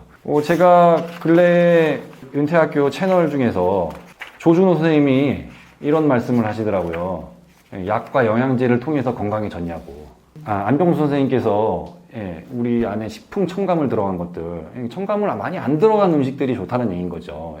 치아도 마찬가지예요. 뭐 이렇게 많이 넣는다고 건강해지는 게 아니거든요. 근데 자꾸 넣으니까 또 충치가 발생하고, 또 자꾸 넣으니까 또 검진 받으러 가면 또 뭔가 결함이 생기고 그렇게 되는 원리인 거죠. 검진을 절대 받지 마라 뭐 이런 건 아닌데요. 우선은 항상 말씀드리면 검진을 받고 결과를 듣고 당일에 필요한 부분은 한개 정도는 치료받을 수도 있지만 그 이후에는 좀 생각을 해보시고서 천천히 접근하시라는 거죠. 시린 환자는 너무 많이 오습니다. 너무 많이 와요. 너무 많이. 저도 싫어요. 저 찬물 잘 안 마십니다. 결국에는 잇몸이 안 좋아지는 거예요. 잇몸이 뭐예요? 치아를 잡아주고 있는 이 뼈 부분, 그 뼈 위에 덮여 있는 살을, 그 두 가지를 포함해서 잇몸이라고 얘기를 해요. 근데 우리가 살면서 나이가 들면서 잇몸이 자꾸 내려가요. 아래는 아래로 내려가고 위는 위로 올라가죠. 그러다 보면 어떻게 돼요? 살도 올라가요. 줄어든다는 말, 퇴축이라는 말을 쓰거든요. 잇몸뼈는 소실된다는 말을 쓰고, 그러면 어떻게 되니까 뿌리가 드러나거든요. 머리는 이 범랑질이라는 표면이 덮고 있어요. 신경을, 이 치아 안에 우리 몸에 신경이 있듯이 치아 안에도 신경이 있거든요. 근데 이 뿌리 부분은 신경이랑 아주 가까워요. 백악질이라는 게 덮어주고 있긴 한데 가깝거든요. 그러면은 이런 게 찬물이 닿으면서 시리기 시작하는 거죠. 근데 유심히 보면은 그런 것들도 그쪽 치아가 계속 힘을 많이 받는 거예요. 대표적으로는 뭐 어금니죠. 어금니가 보통 시리다고 오시잖아요. 어금니 계속 씹다 보니까 나이가 들어서 시린 것도 있긴 한데 잇몸이 나빠지면서 이 부정교합에 의해서 특정 치아가 너무 힘을 많이 받으니까 자꾸 시리더라. 그래서 결국엔 어떻게 돼요? 스케일링도 하고, 또 스케일링 하고 나서 또 이런 좀 어려운 표현을 쓰면 치근 활택술이라는 게 있어요. 또는 치주 소파술. 별로 다르지 않아요, 스케일링이랑. 마취를 해서 이 안까지 치석을 열심히 제거하거든요. 많이 좋아져요. 많이 좋아지긴 하는데 또 몇 년 지나면 결국에는 이게 흔들리기 시작합니다. 힘을 못 견디는 거예요. 오래 쓰면서 힘을 많이 받다 보니까요. 그래서 빼고 임플란트를 하게 되는 거죠. 시린이는 충치 질환이 아니고, 뭐 완전히 아닌 건 아니지만 대부분은 잇몸병이고, 시린 거 다른 건 있죠. 충치 치료하러 갔을 때 치과 의사가 치아를 막 열심히 갈아요. 충치를 열심히 없애다 보면은 신경이랑 점점 가까워지니까 이제 시리기 시작한 거죠. 그때 이제 치과 의사가 잘 치료를 하면은 되는 건데, 너무 시리다 그러면 어쩔 수 없이 신경 치료 하실 수밖에 없어요. 그리고 어떨 때 잇몸이 안 좋아서 이가 불편해요 할 때도 충치는 전혀 없고 잇몸이 안 좋은데 환자분은 뽑기는 싫어하고 이는 별로 안 흔들린다. 근데 이거를 해결할 방법이 없다. 그러면 인위적으로 일부러 신경치료를 하기도 합니다. 그 요즘에는 각자 선생님들이 뭐 여러 가지 기법들을 동원을 해서 뭐 어떤 약물을 바른다든지 뭐 어떤 장비를 통해서 뭐 시린이를 완화시켜주는 것도 있으니까 그런 거는 찾아보시면 되겠어요. 단 거 먹을 때 조금 아파요, 이런 거예요. 초기 증상으로 보시면은요. 그래서 그럴 때는 이제 가 보셔야 되는데, 뭐 치료를 하시는 게 좋죠. 제가 뭐 아무리 뭐 건드리지 마세요, 뭐 씹는 충치는 그냥 두거나 뭐 하셔도 되도, 그런 증상이 있을 정도면 일단은 가 보시는 게 좋고, 중요한 건 뭐예요?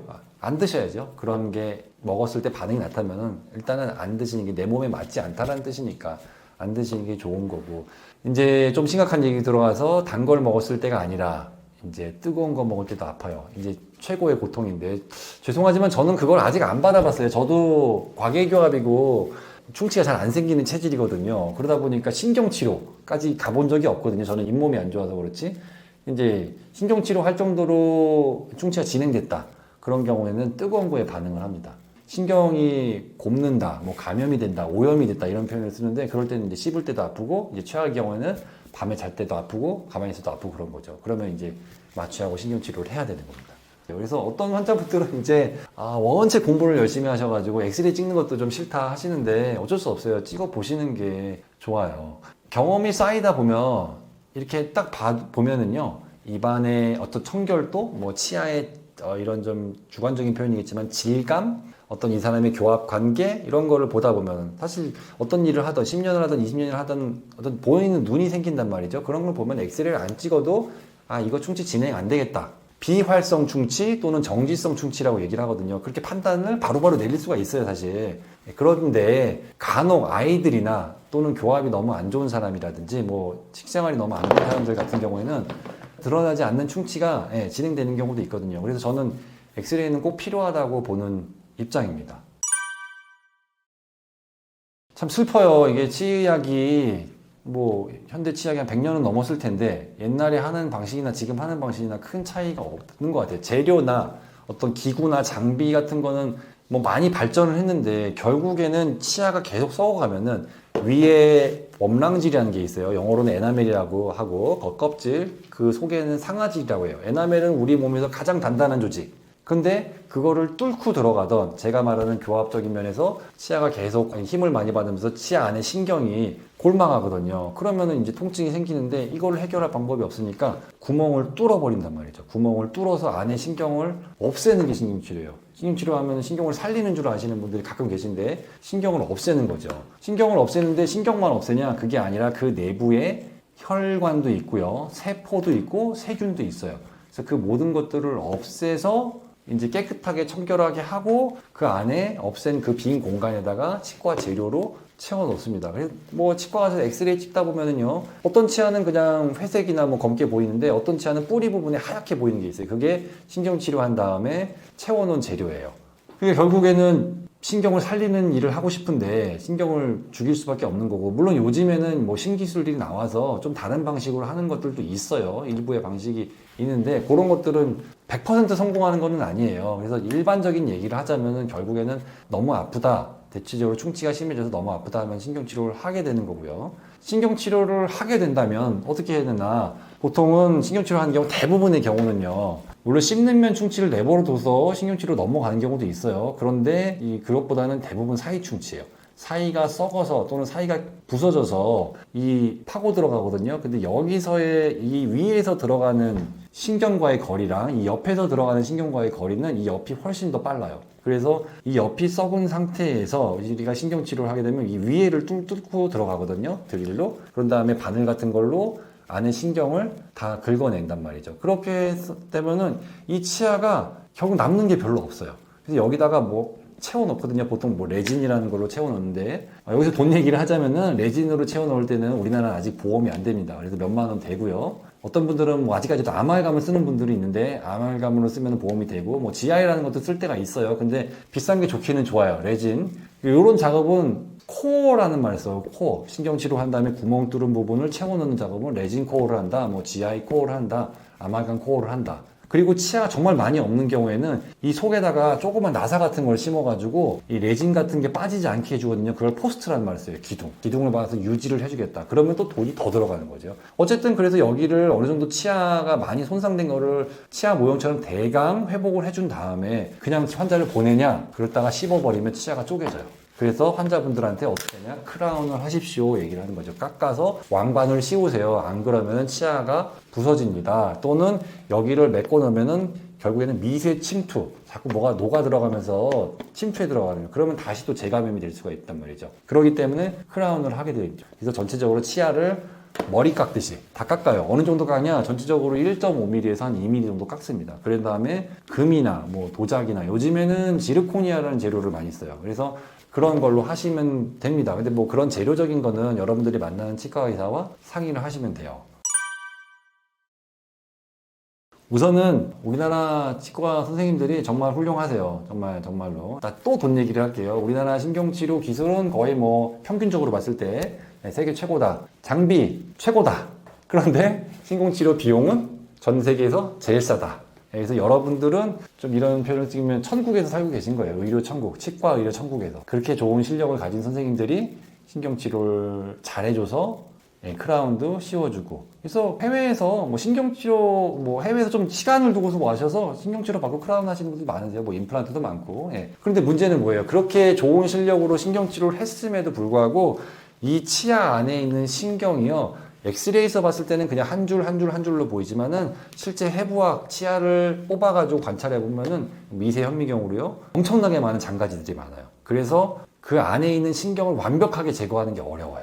또는 그 안에 있는 세균들을 완벽하게 제거하는 게 불가능해요. 그래서 시간이 지나면서 탈이 나죠. 바로 탈이 나는 경우도 있어요. 저도 뭐 신경치료 하다 보면은, 원장 선생님 뭐 신경치료 했는데 아직도 아파요. 그럼 그래요? 죄송한데 좀 다시 해드릴게요. 뭐 하는 경우도 있고요. 또는 한 5년, 10년 지났는데 뿌리 끝에 고름이 잡혀요. 염증이 다시 생겨서. 그러면 이제 그거를 다시 뭐 뜯고 하던, 아니면 최악의 경우에는 꽂게 되죠. 그래서 그렇게 염증이 다시 생기는 원인도 신경치료를 정말 잘했음에도 불구하고 불가항력적으로 염증이 생기는 경우도 있고요. 신경치료를 대충 해서 염증이 생기는 경우도 있어요. 대충 해서. 또는 그런 것들은 뭐냐, 대충 했는데도 염증이 생기는 건 뭐 세균이 뭐 이렇게 다시 다 안 죽었으니까 그럴 수 있겠지만, 잘했음에도 불구하고 염증이 생기는 경우는 사실은 교합적인 문제도 포함이 되는 얘기인 거죠. 내 치아가 그렇게 많이 썩어서 또는 부서져서 신경치료, 또는 신경치료 하기 전에 보통은 다 금인레이를 할 때가 많거든요. 금인레이를 할 정도로 그 치아가 너무 고생을 많이 했다는 얘기예요. 그런데 그걸 덮어 씌워둔다? 연명하는 것 뿐이죠. 연명하는 거. 그래서 저는 항상 말씀드려요. 금인레이를 한다, 뭐 인레이를 한다, 이거 그 다음은 크라운이십니다. 크라운을 했다. 신경치료로 크라운을 했다. 크라운 한 다음에 나중에 임플란트로 갈 거 생각하고 계셔야 됩니다. 항상 얘기를 해요. 완전한 게 아니에요, 여러분. 좀 슬픈 얘기인 거죠. 아프지 않으면 환자분들은 감사합니다 하는 거죠. 근데 아까 보였지 보통 치과 의사들이 서로 간에 이제 발표를 하는 거죠. 근데 어쨌든 잘 하니까 그런 거를 발표를 할 거 아니에요. 논문에 내던 어떤 뭐 인터넷 세상에서도 뭐 이렇게 블로그나 뭐 유튜브나 통해서 이렇게 보여줄 때 엑스레이에서 치아 뿌리에 신경이 있고 그 뿌리 끝까지 그 재료가 끝까지 딱 정확하게 들어간 거죠. 그걸 보통 이제 잘했다라고 얘기는 해요. 근데 여기서 딜레마가 생기는 게 그렇게 엑스레이 상에서는 잘했는데도 불구하고 또는 엑스레이가 아니라 우리 요즘에 우리나라 치과에는 다 CT가 있는데 CT로 찍어봐도 잘했는데도 불구하고 환자는 아프다고 할 때가 많아요. 그래서 그게 무조건 다 맞는 거는 아닌데 일반적으로 치과 의사들끼리는 그냥 엑스레이를 봤을 때 신경치료가 그 재료가 하얀 재료가 끝까지 올라가 있으면은 그냥 무난하게 잘했습니다. 예, 이렇게 얘기를 해줄 수가 있는 거죠. 환자는 자기가 증상이 없으면 그걸로 만족을 하는 거고요. 그러니까 치과 대학 때 신경치료 실습을 하고 그때까지 카운트를 해보면 거의 뭐 25년은 신경치료 한 거예요. 근데 지금도 어려워요. 올해도 지금도 뭐 장비를 샀어요. 예, 사가지고 지금 오고 있는데 더 좀 잘해보려고 신경치료를. 그만큼 고민이 많은 거예요. 제가 생각하기에는 결국 이 신경이라는 거는 단순히 치아 안에만 신경이 있는 게 아니라 뇌신경에서 내려와서 3차 신경이라고 하거든요. 요렇게 세 가지로. 그래서 치아로 흘러가면서 장가지로 가거든요. 그러니까 결국에는 이 굵은 신경에서 치아의 뿌리 쪽으로 들어가는 신경이 있는 여기를 그냥 잘라버리는 것밖에 없거든요. 그러니 여기를 완벽하게 잘랐다 하더라도 여기서 뭔가 감지를 할 수 있는 거예요. 그래서 환자분들 중에서 뭐 시큰해요, 뭐 뭔가 어색해요, 뭐 하는데 그 상황에서 이제 바로 그러면 다시 뭔가 조치를 해야 되냐? 아니면은 좀 두고 볼 것이냐. 그건 뭐 담당하시는 치과 선생님의 의견을 따라야겠지만 조금 천천히 가실 필요는 있어요. 몇 년을 기다렸더니 괜찮아지는 경우도 있거든요. 또는 반대로 너무 급하게 다시 치료하려고 했다가 더 아파요. 이런 경우도 있어요. 그러니까 좀 뭐 슬로우하게 가실 필요도 있다. 우리나라 사람들 되게 빨리빨리 하는 거 좋아하잖아요. 그래서 좀 천천히 하시면 좋겠다. 신경치료도 하다 보면은 선생님 뭐 이렇게 오래 해요, 뭐 이렇게 오래 걸려요, 막 이렇게 얘기해요. 또 그래서 우리나라 치과 의사들이 또 빨리 하는 거, 한 방에 신경치료, 뭐 원비짓 한 번 방문 신경치료 뭐 이런 것도 하거든요. 근데 신경치료 할 때마다 마취해야 되거든요. 불편하잖아요. 그러니까 한 번에 하는 것도 좋긴 한데 좀 귀찮으시더라도 이제 천천히 가시는 게 좋겠다. 이런 얘기죠. 충치치료는 정말 열심히 받으시더라고요. 진짜 남녀노소 구분할 거 없이 충치치료는 하라는 거 다 하는 것 같아요. 그런데 참 신기하게도 치아가 빠졌을 때는 이제 저 같아도 사실 그럴 것 같아요. 뼈 속에다가 임플란트를 심는다. 너무 두려운 거예요. 너무 겁내하고. 그러니까 이제 미루시는 것 같더라고요. 근데 그렇게 미뤄버리면 예를 들어서 뭐 제일 흔한 게 우리가 치과를 하다 보면 제일 많이 빠지는 게 어쨌든 이 고생하는 어금니니까 이 치아가 빠졌다. 6개월 이내 하지 않는다. 그럼 얘는 앞으로 쓰러지고요. 이 뒤에 치아는 또 뒤로 쓰러져요. 공간이 좁아져요. 그럼 거기서 멈추냐? 이쪽 치아들이 옆으로 움직입니다. 이렇게. 거기서 멈추냐? 아유, 안타깝게도 이 치아가 빠지면서 이 치아가 내려와요. 예, 내려오면서 여기 음식물이 끼면서 충치 같은 게 생길 수 있거든요. 그 와중에 또 어떻게 했냐? 턱이 돌아가요. 어깨가 아프다든지 자세가, 멀쩡했던 자세가 측만이 될 수도 있어요. 치과를 되게 별거 아니라 생각하시는데 자세학이라는 게 있어요. 자세학, 포스철로지라고 하거든요. 뭐 유럽이나 이런 쪽에는 좀 많이 발달한 것 같은데 뭐 그게 단순히 뭐 이런데 허리나 뭐 이런 것만 고치는 게 아니라 발부터 시작을 하거든요. 근데 발에서 문제가 생겨서 자세가 삐뚤어지는 경우도 있지만 이 턱에서 문제가 생겨서 자세가 삐뚤어지는 경우가 있거든요. 근데 치아가 그렇게 내버려 두시면은 턱이 돌아가고 그러면 여러분 전신 건강에도 별로 좋지가 않단 말이죠.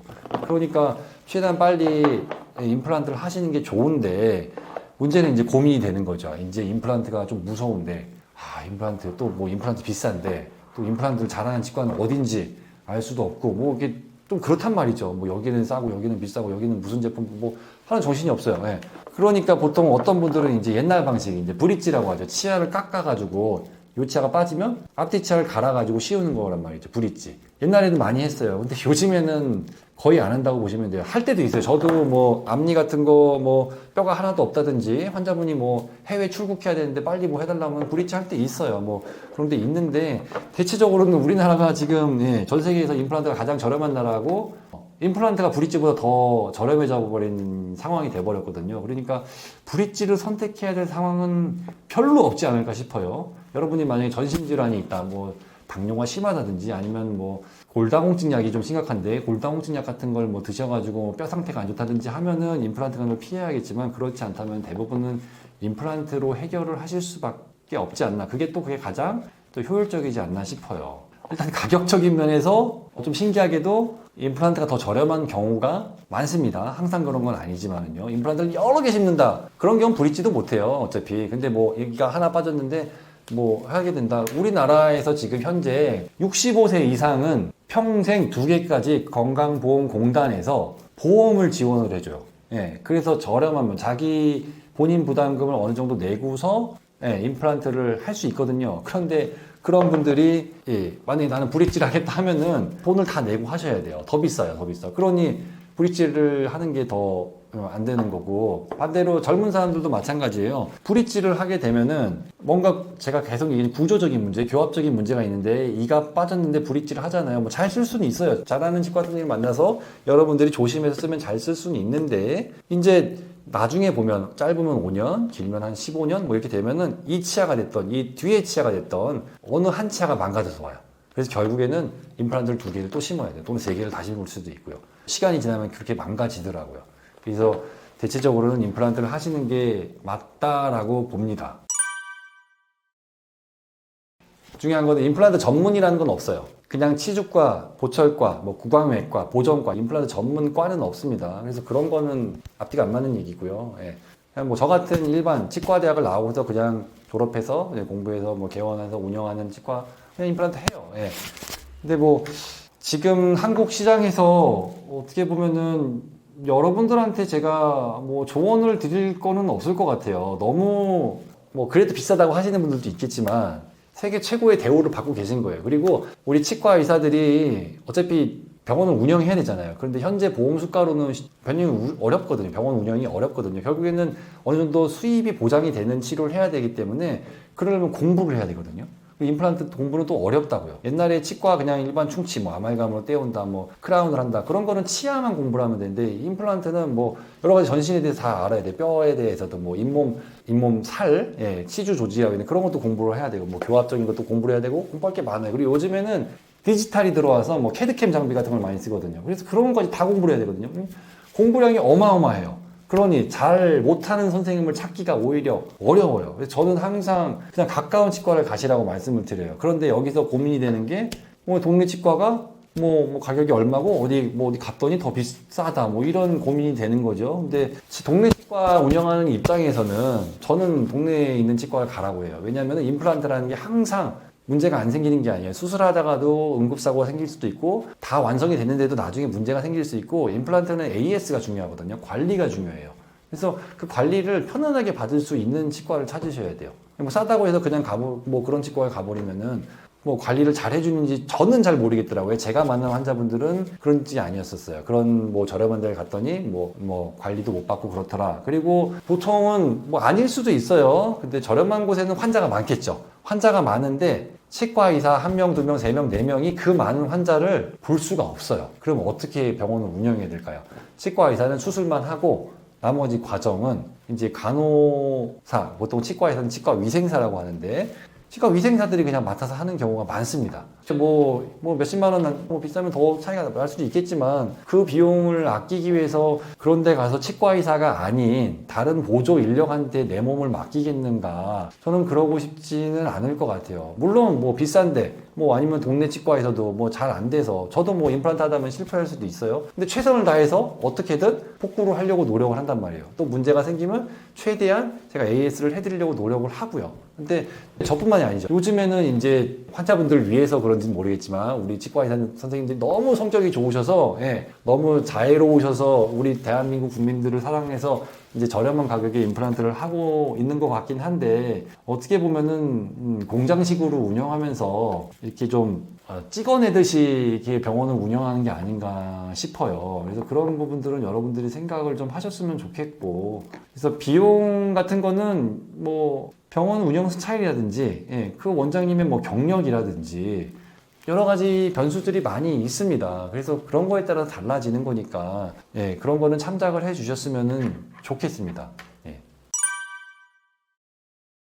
그러지 않은 경우도 있어요. 이가 안 좋으신 분들은 이제 치매 이런 거 잘 걸린다 이런 논문들은 다 있습니다. 그리고 요즘 뭐 요즘이 아니라 그 전부터 나왔었어요. 뭐 치주병을 유발하는 이 세균들이 심장 쪽에 가서 뭐 심장을 문제를 일으킬 수 있다 이런 것도 있고요. 뭐 인지 능력 이런 거 저하, 걷기 능력 저하, 운동 능력 저하, 그리고 뭐 암 발병을 유발할 수 이런 거 다 논문의 얘기예요. 저는 잘 모르겠어요. 제가 뭐 치약 안 좋은 분들이 암이 걸렸는지 어떻게 됐는지 잘은 모르기 때문에. 그리고 또 호흡기 질환들, 만성 폐쇄성 폐질환이라든지 뭐 이런 쪽들. 왜냐하면은 당연히 치아가 안 좋은 분들은 제 관점에서 봤을 때 이 교합이 안 좋은 분들이고, 교합이 안 좋은 원인은 대부분은 턱이 너무 작아요. 턱이 너무 작다, 아래턱이 작다, 위턱도 작다. 위턱이 뭐예요? 비강이랑 연결이 되어 있어요. 코로 호흡이 잘 돼야 되거든요. 그리고 턱이 앞으로 쭉 나와야 기도가 열려요. 그래야지 호흡이 잘 되는데, 호흡이 안 좋으면은 1차적으로 관문인데 뭐 폐가 안 좋을 수도 있고 기관지가 안 좋을 수도 있죠. 자세적인 것도 이 턱이 편해놔야 되는데 이 턱이 한쪽으로 틀어져 있거나 뭐 턱이 너무 무턱이거나 그러면은 대부분 이런 두개골들이 뒤틀려 있거든요. 그러면 같이 영향이 돼요. 이런 부분들은 잘 연구가 안 되어 있어요. 그래서 너무 어려운 부분이긴 한데, 그러면서 뭐 골반이 틀어진다든지 그런 거는 환자분들, 이런 쪽을 경험하는 환자분들이 많이 알고 계세요. 저도 뭐 잘 몰랐는데 환자분들이 자꾸 그런 말씀을 하세요. 뭐 치과 치료를 받았는데 뭐 제가 치료했던, 다른 치과 선생님이 치료를 했던 어딘가가 좀 뭐 어깨가 아프다, 목이 아프다 그랬는데 뭐 어떤 걸 하니까 좋아졌더라, 이런 일화적인 얘기들이 많이 있다는 말이죠. 근데 그런 거를 봤을 때 이제 치아들이 온전하게 있어서 좀 안정적이면은 그런 문제들이 잘 안 생길 텐데, 치아가 들쑥날쑥하거나 뭐 틀리하거나 뭐 임플란트를 많이 하면은 이게 아무리 치과 의사가 잘해도 정확하게 맞출 수가 없어요. 그러면 이게 미묘하지만 뭐 치과 의사인 저도 뭐 느끼지 못할 정도로 뭔가 뒤틀림이 있거든요. 그러면 그런 것들이 영향을 줄 수가 있어요. 이런 것들은 뭐 학계에서는 인정하지 않는 분위기인데 앞으로는 이런 쪽이 많이 늘어날 것 같아요. 왜냐면 우리 지식이 계속 쌓이니까. 그리고 치과 진료를 많이 받게 되다 보면은 이런 일이 안 생길 수는 없는 일이고요. 제가 말씀드리고 싶은 거는 뭐 사랑니도 빼는 것도 뭐 어쩔 수 없이 빼는 거긴 한데, 우선은 여러분들이 치과 치료를 너무 가볍게 여기지 않으셨으면 좋겠다, 그 얘기를 드리고 싶어요. 뭐 턱이 작아졌고 음식이 부드러워졌으니까 굳이 사랑니가 있어야겠니 하면서 우리 몸이 변했을 수도 있어요. 그런데 문제는 우리가 처한 현실이 뭐냐면 너무 오래 살아요, 일단. 그리고 너무 막 써요, 치아를. 그러다 보니까 치아가 너무 쉽게 망가지거든요. 그러니까 어금니 하나라도 되게 소중한 상태란 말이에요. 제가 만난 분들 중에서 사랑니 가지고서 잘 쓰시는 분들이 있어요. 그 사랑니 앞에 어금니 있단 말이에요. 제일 문제를 많이 일으키는 사랑니가 요 아래 사랑니거든요. 위에 사랑니도 문제를 일으키지만 이 아래 사랑니가 문제를 일으키는데 뭐 이 치아가 빠진 경우가 있거든요. 근데 이걸로 그냥 쓰세요. 어떤 분들은 한 10년째 임플란트 하기 싫다고, 뭐 임플란트 좀 했으면 좋겠는데, 그런 분들은 보기 힘들고, 젊은 사람들 중엔 턱이 너무 작아서 사랑니가 제대로 나는 사람들이 없고 먹는 게 안 좋으니까 그냥 다 치아가 녹아내리는 상황이에요, 요즘 사람들은 다. 그래서 뽑는 게 맞기는 맞아요. 맞기는 맞는데, 제가 말씀드리는 거는 뭐 저뿐만 아니라 다른 치과 선생님들도 그런 분들이 계세요. 똑바로 난 사람들이 가끔 있어요. 턱이 작아지는 것 같아도 개 중에는 턱이 적당한 사이즈도 있단 말이에요. 똑바로 나오는 사랑니는 그냥 놔두세요. 놔두시는데 정말로 만약에 이제 똑바로 났는데도 음식물이 너무 낀다, 그럼 빼실 수밖에 없고, 나는 결사적으로 안 빼고 싶다, 그럼 여러분들이 뭐 구강 세정기를 쓰던 치실을 쓰던 뭐 치간 칫솔을 쓰던 열심히 닦으시면 되세요. 문제는 우리가 이런 사랑니 문제가 너무 많다 보니까 미리미리 빼자는 게 중론이 된 거예요. 그래서 치과대학에 들어가서도 교육을 받을 때, 이제 구강외과 수업을 받을 때 무조건 사랑니 빼는 게 기본적이에요. 의무 과정이에요. 그래서 이런 문제들이 많이 생기다 보니까 당연히 빼는 게 당연시된 건데, 사실은 우리가 높은 수준을 생각한다면은, 건강의 높은 수준을 위해서 이 채널을 보시는 거 아니에요. 사랑니가 똑바로 났다면은 유지를 하는 게 좋습니다. 그리고 아까 발치 교정 얘기를 하면서도 뭐 이빨 뽑는 거에 대해서 얘기를 했는데, 발치 교정 환자들 중에서도 가끔 앞쪽 치아를 뽑아도 사랑니는 그대로 낳는 분들도 계세요. 그런 분들도 의외로 잘 쓰세요. 이게 도움이 되거든요. 그런 분들 입장에서는 뭐 그런 건데, 여튼 저는 사랑니에 관련돼서는 또 국내 우리나라 치과 의사들 비난할 생각이 전혀 없어요. 왜냐, 또 이게 돈 문제가 나오죠. 우리나라가 전 세계에서 사랑니는 제일 잘 뽑으면서 비용은 제일 싸요. 저렴하거든요. 그래서 어떻게 보면은 되게 행복한 국민들이긴 합니다. 근데 그게 너무 싸게 잘 뽑아주니까 그냥 너무 잘 뽑는 거예요, 여러분들이. 그냥 뭐 아무 별거 아니겠지, 그냥 뽑아버린단 말이죠. 근데 간혹 이런 것도 있어요. 뭐 자가치아 이식이라고 해서 뭐 어금니가 망가진 경우에 사랑니를 뽑아줘 이렇게 옮겨 심는 것도 있거든요. 성공해요. 잘 돼요. 근데 요즘에는 이제 옛날에 저도 많이 했고 요즘에도 가끔은 하는데 사랑니가 없으니까 할 수가 없는 거죠. 근데 요즘에는 임플란트 비용이 너무 싸져가지고 이거를 할 만한 경제적 가치가 너무 떨어져 버리는 거예요. 네, 그런 식으로도 이용을 할 수도 있단 말이죠, 사랑니를. 그러니까 무조건 뽑는 건 아닌 거고, 사실 그런 거죠. 사랑니를 뽑는 거를 굉장히 막 잘 뽑았어, 다행이다 뭐 이러거나, 아니면은 난 사랑니가 아예 없어, 좋아, 난 사랑니 빼는 거 고통을 안 겪어도 되는데 생각하시는데, 사실은 사랑니가 없거나 사랑니가 뭐 잘 뽑았거나 하는 거는 사실은 이 교합적인 측면에서는 내 턱이 너무 작구나, 그래서 뭔가 교합이 불안정하구나, 이런 것도 의미를 해요. 나는 잘 씹어먹는데 무슨 말씀이세요? 그럴 수도 있겠지만은 시간이 지나면서 보면은 이게 다 지지 역할을 해주는 거거든요. 힘을 받는 역할을 해주는 건데, 이 어금니 큰 애가 18살, 20살, 21살, 25살 뽑혀버리니까 이 얘네들이 부담을 많이 받는다고요. 그러니 조금씩 더 빨리 망가지는 거예요. 그래서 제가 관찰한 거에 의하면은 60대 이상, 70대까지도 치아 좋은 분들 다 사랑니 다 있어요. 사랑니 다 있고 32개 차에 다 있어요. 너무 이상주의적인 얘기일 수 있겠지만 저는 이런 세상이 됐으면 좋겠어요. 그렇게 사랑니까지 다 있고 하면은 치과 의사들이 별로 할 일이 없죠. 아니면 그냥 뭐 그때 돼서 뭐 사랑니를 뽑을 수도 있는 거고요. 그럼 좋잖아요. 근데 현실적으로는 그러지 못하고 그만큼 우리의 몸이 그렇게 퇴행됐다는 말을 쓰는 거죠. 사랑니가 뭐 없는 게 뭐 일하기에는 어떻게든 편할 수도 있어요. 뭐 거기까지 스케일링 안 해도 되고 뭐 그럴 수는 있는데, 여러분들 치아 유지하는 입장에서는 사랑니 있으면 좋다라고 얘기를 하는 거예요. 반론이 있다면은 뭐 사랑니 때문에 뭐 골수염이 생긴다든지 뭐 사랑니 주변에 구강암이 생긴다든지 이런 경우도 있어요. 그거는 뭐 특수한 경우긴 한데, 그런 분들이 과연 사랑니가 없었다면 또 그런 일이 안 생겼느냐, 뭐 그런 건 아닌 거죠. 그래서 제가 말씀드린 결론은, 삐뚤게 난 사랑니는 어쩔 수 없이 뽑겠지만 바르게 있는 거면은 좀 생각을 하시고, 또 하나, 사랑니를 여기가 아프다고 뽑으러 가요. 그러면 이거 뽑는 김에 이것도 같이 뽑으세요, 이렇게 얘기를 하거든요. 근데 저라면은 그렇게는 안 할 것 같아요. 그냥 아래 하나 뽑고 나중에 필요하면, 위에가 막 음식물이 너무 많이 끼고 썩어 있다 그러면 뽑아야겠지만, 위에가 멀쩡하다 그러면 조금 기다릴 것 같아요. 그리고 또 여기를 뽑았잖아요. 그럼 여기를 또 바로 뽑느냐? 여기 불편하면 바로 뽑아야겠죠. 근데 그것도 역시 뭐 누워있거나 음식물이 많이 끼고 나면은 뭐 최대한 빨리 뽑으시면 좋겠지만, 그런 게 아니라면은 조금 천천히 한 개씩 그렇게 하시는 게 좋다고 봅니다.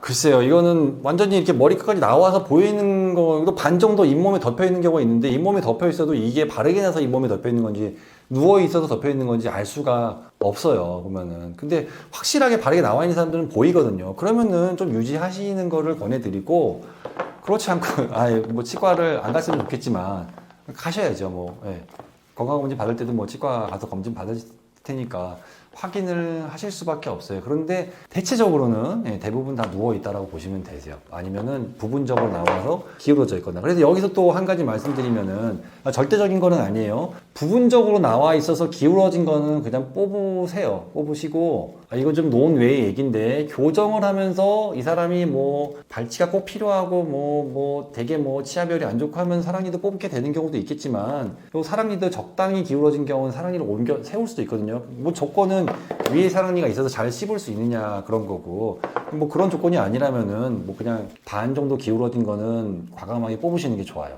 계속 문제가 생기거든요. 근데 반대로 완전히 누워 있는 거 있어요. 완전히 누워 있으면서 안에 묻혀 있는 거 있거든요. 그런 거는 저는 무리해서 뽑으라고 얘기는 안 해요. 근데 그 역시도 엑스레이를 찍어봐서 여기 음식물이 조금씩 들어가는 것 같다 하면은 고생스럽더라도 뽑으시는 거를 권해드리고, 그렇지 않고 완전히 묻혀있는 거는 저는 좀 이렇게 생각해 보세요 라고 얘기하는 편이에요. 다만 요즘에는 뭐 사랑니 발치 전문 치과도 많이 있기 때문에 그런 곳에 가시면 또 이제 뽑으라고 할 거고, 그런 분들이 능수능란하게 아주 잘 뽑아 주실 거거든요. 그러면은 이거 뽑으셔도 됩니다. 이거는 병원을 운영하면서 저뿐만 아니에요. 치과 선생님, 어떤 분은 치과의사협회 어떤 분 글을 보니까, 자기가 여기 상악동 골 이식이라는 게 있어요. 임플란트를 할 때 여기 뼈가 너무 없어서 뭐 뼈 이식을 복잡하게 하는 게 있는데, 임플란트를 6개를 심었는데 다 빠졌다는 거예요. 이유를 보니까 담배 피는 분이에요. 애초에 그렇게 뼈가 안 좋은 분들이 보면은 담배를 피는 경우가 많거든요. 그리고 제가 지금도 오늘도 이제 이번 주에 수술을 해야 되는 분이 있는데, 수술을 2번 실패했어요. 2번. 담배를 너무 많이 피세요. 근데 치아는 너무 완벽해.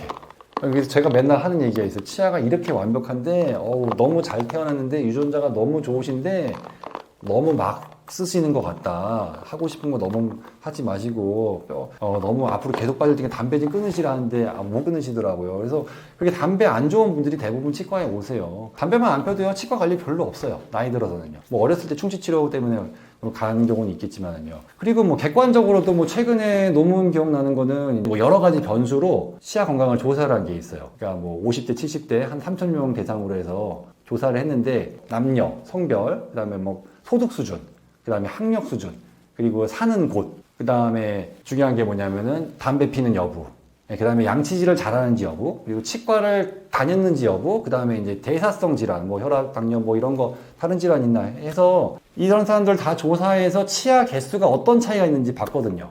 보니까는 이제 남녀 차이도 뭐 남자가 조금 좀 떨어진다, 개수가 좀 부족하다. 뭐 이제 시골 사는 사람들이 도시 사는 사람들이 치아 개수가 좀 적다. 뭐 그런 거. 그리고 이제 학력이 조금 낮은 분들이 학력이 높은 사람들에 비해 치아 개수가 좀 적다. 뭐 이 조금이요. 그 다음에 이제 양치질 잘 안 하는 사람, 하루에 한 번 이하인 사람이 2번 이상인 사람보다 좀 작다. 그리고 치과 1년 이내에 안 간 사람이 치과 1년 이내에 간 사람에 비해서 조금 치아가 안 좋다. 뭐 이런 얘기가 있었는데 가장 큰 차이가 나는 게 담배 피는 사람이었어요. 그래서 담배 피는 사람이 담배 안 피는 사람의 치아 개수의 반이 안 돼요. 네, 반이. 그러니까 우리가 32개 또는 사랑니를 다 빼면은 28개거든요. 이제 28개의 반이 안 된다. 14개가 안 된다는 얘기예요. 담배 피시는 분들이. 그 정도로 차이가 나는 거죠. 근데 제가 여기 뭐 논외지만 그 논문에서 좀 인상 깊게 봤던 게 담배는 그렇게 차이가 많이 나는데 1년 이내에 치과를 간 사람과 1년 이내에 치과를 안 간 사람의 차이는 별로 없었어요. 저는 환자분들한테, 제가 만난 환자분들, 담배 피는 환자분들한테 항상 이 얘기를 하는데 당신이 치과를 열심히 오는 게 중요한 게 아니다. 무슨 말이냐, 별 차이가 없었다는 얘기예요. 치과를 오냐 안 오냐는 치아 개수의 차이가 별로 없었다는 얘기예요. 당연한 거일 수도 있어요. 별 문제가 없으니까 치과를 안 온 걸 수도 있겠지만 그만큼 치과 치료가 큰 영향력이 있다는 건 아니에요. 무슨 말인지 아시겠어요? 이게 굉장히 중요한 거거든요.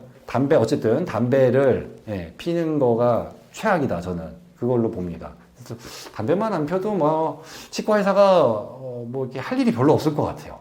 근데 뭐 좋지요. 요즘 뭐 탕후루 뭐 얘기도 나오는데 저는 얘기만 들었지 잘 모르겠어요. 맨날 집이랑 치과랑 왔다 갔다 해서 뭐 어떻게 생긴지 모르겠는데 그거나 아마 쌍벽을 이루지 않을까. 치아 건강에 안 좋은 거는 애들은 뭐 탕후루 먹느라, 어른들 뭐 요즘 애들도 담배 피잖아요. 사실은 저는 좀 희망이 없다고 봐요. 예. 그렇죠. 그런 걸로 뭐 이렇게 돈을 벌 게 오히려 불안해요. 그러니까 임플란트를 해도 과연 내가 심은 임플란트가 잘 있을까?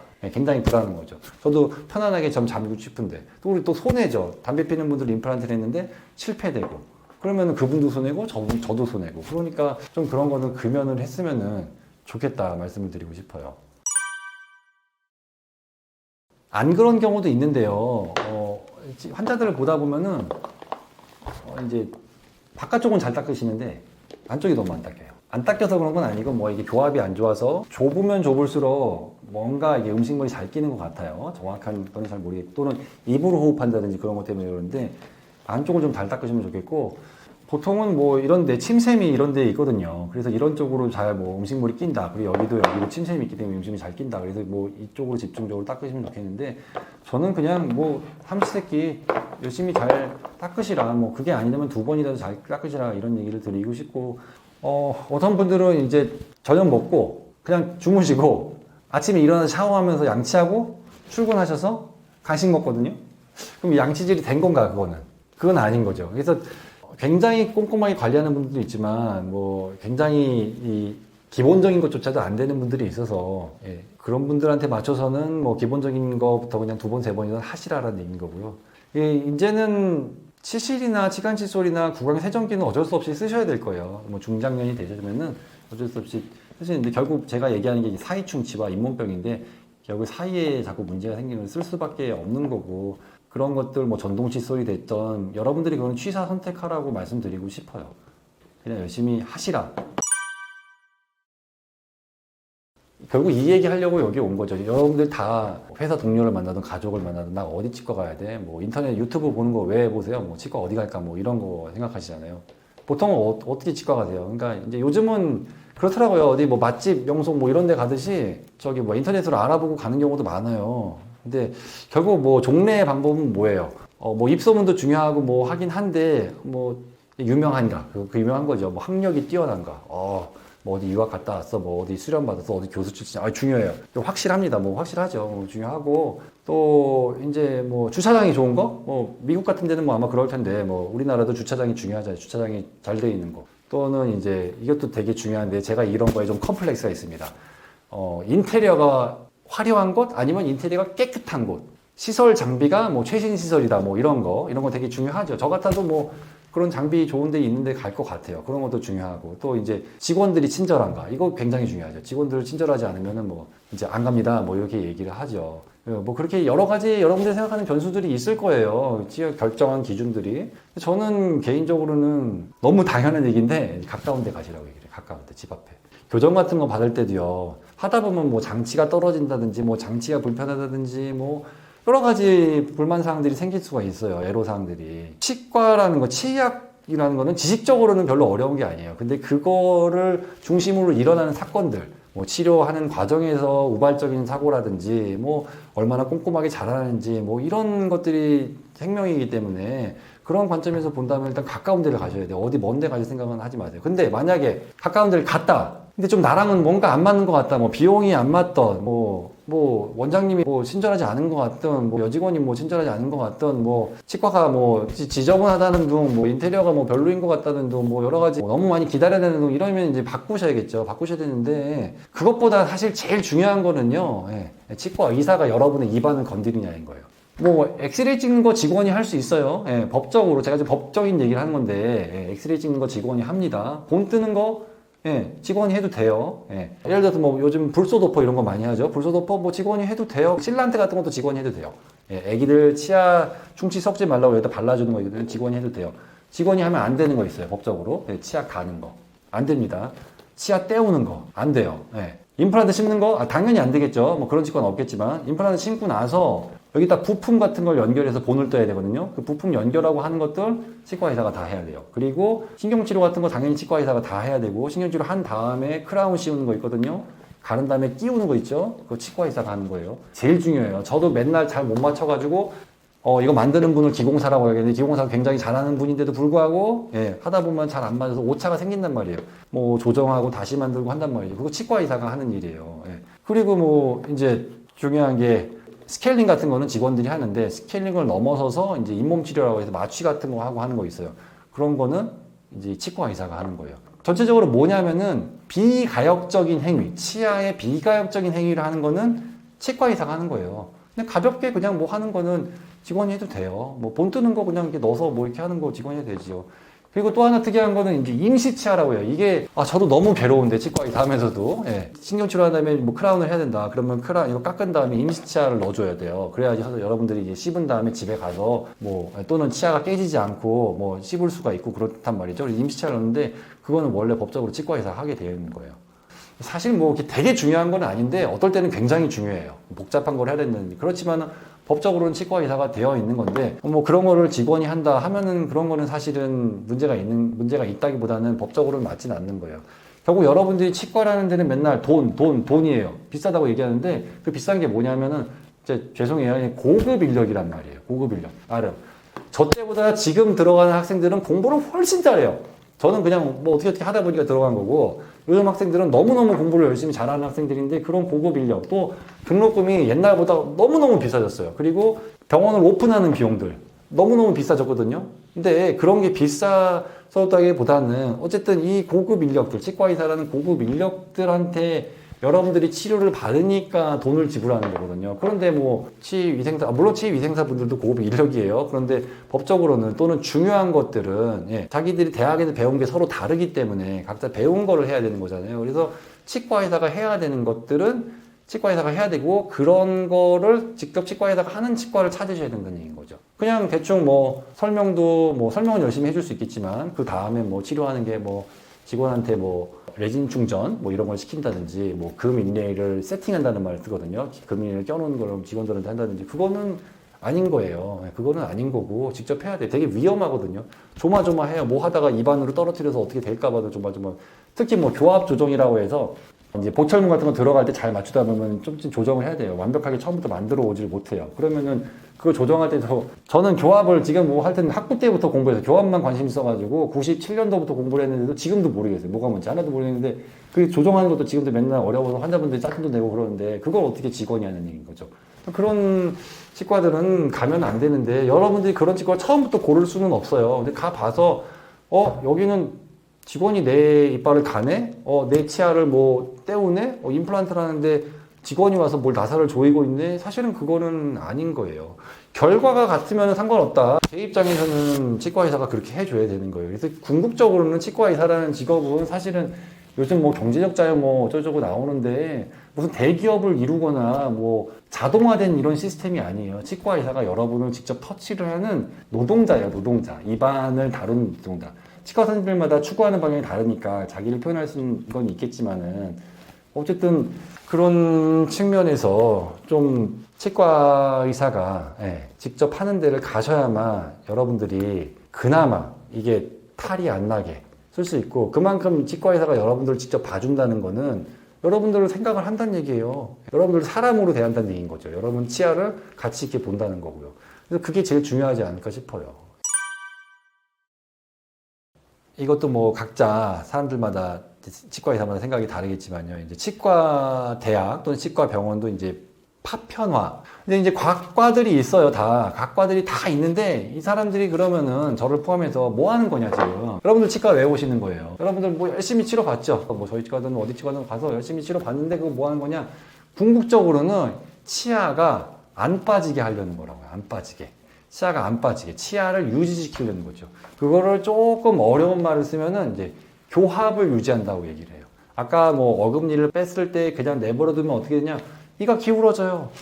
턱이 틀어져요. 그러면 교합이 뒤틀린 거라고요. 임플란트 왜 해요? 임플란트 해가지고 잘 씹어 먹어가지고 교합이 유지가 되게 하는 거예요. 소아치과 애기들 뭐 이렇게 충치 치료 해가지고 이렇게 크라운 같은 것도 애들도 씌우거든요. 그거 안 하면은 치아가 다 썩어가지고 기울어져요. 막 삐뚤삐뚤해지고.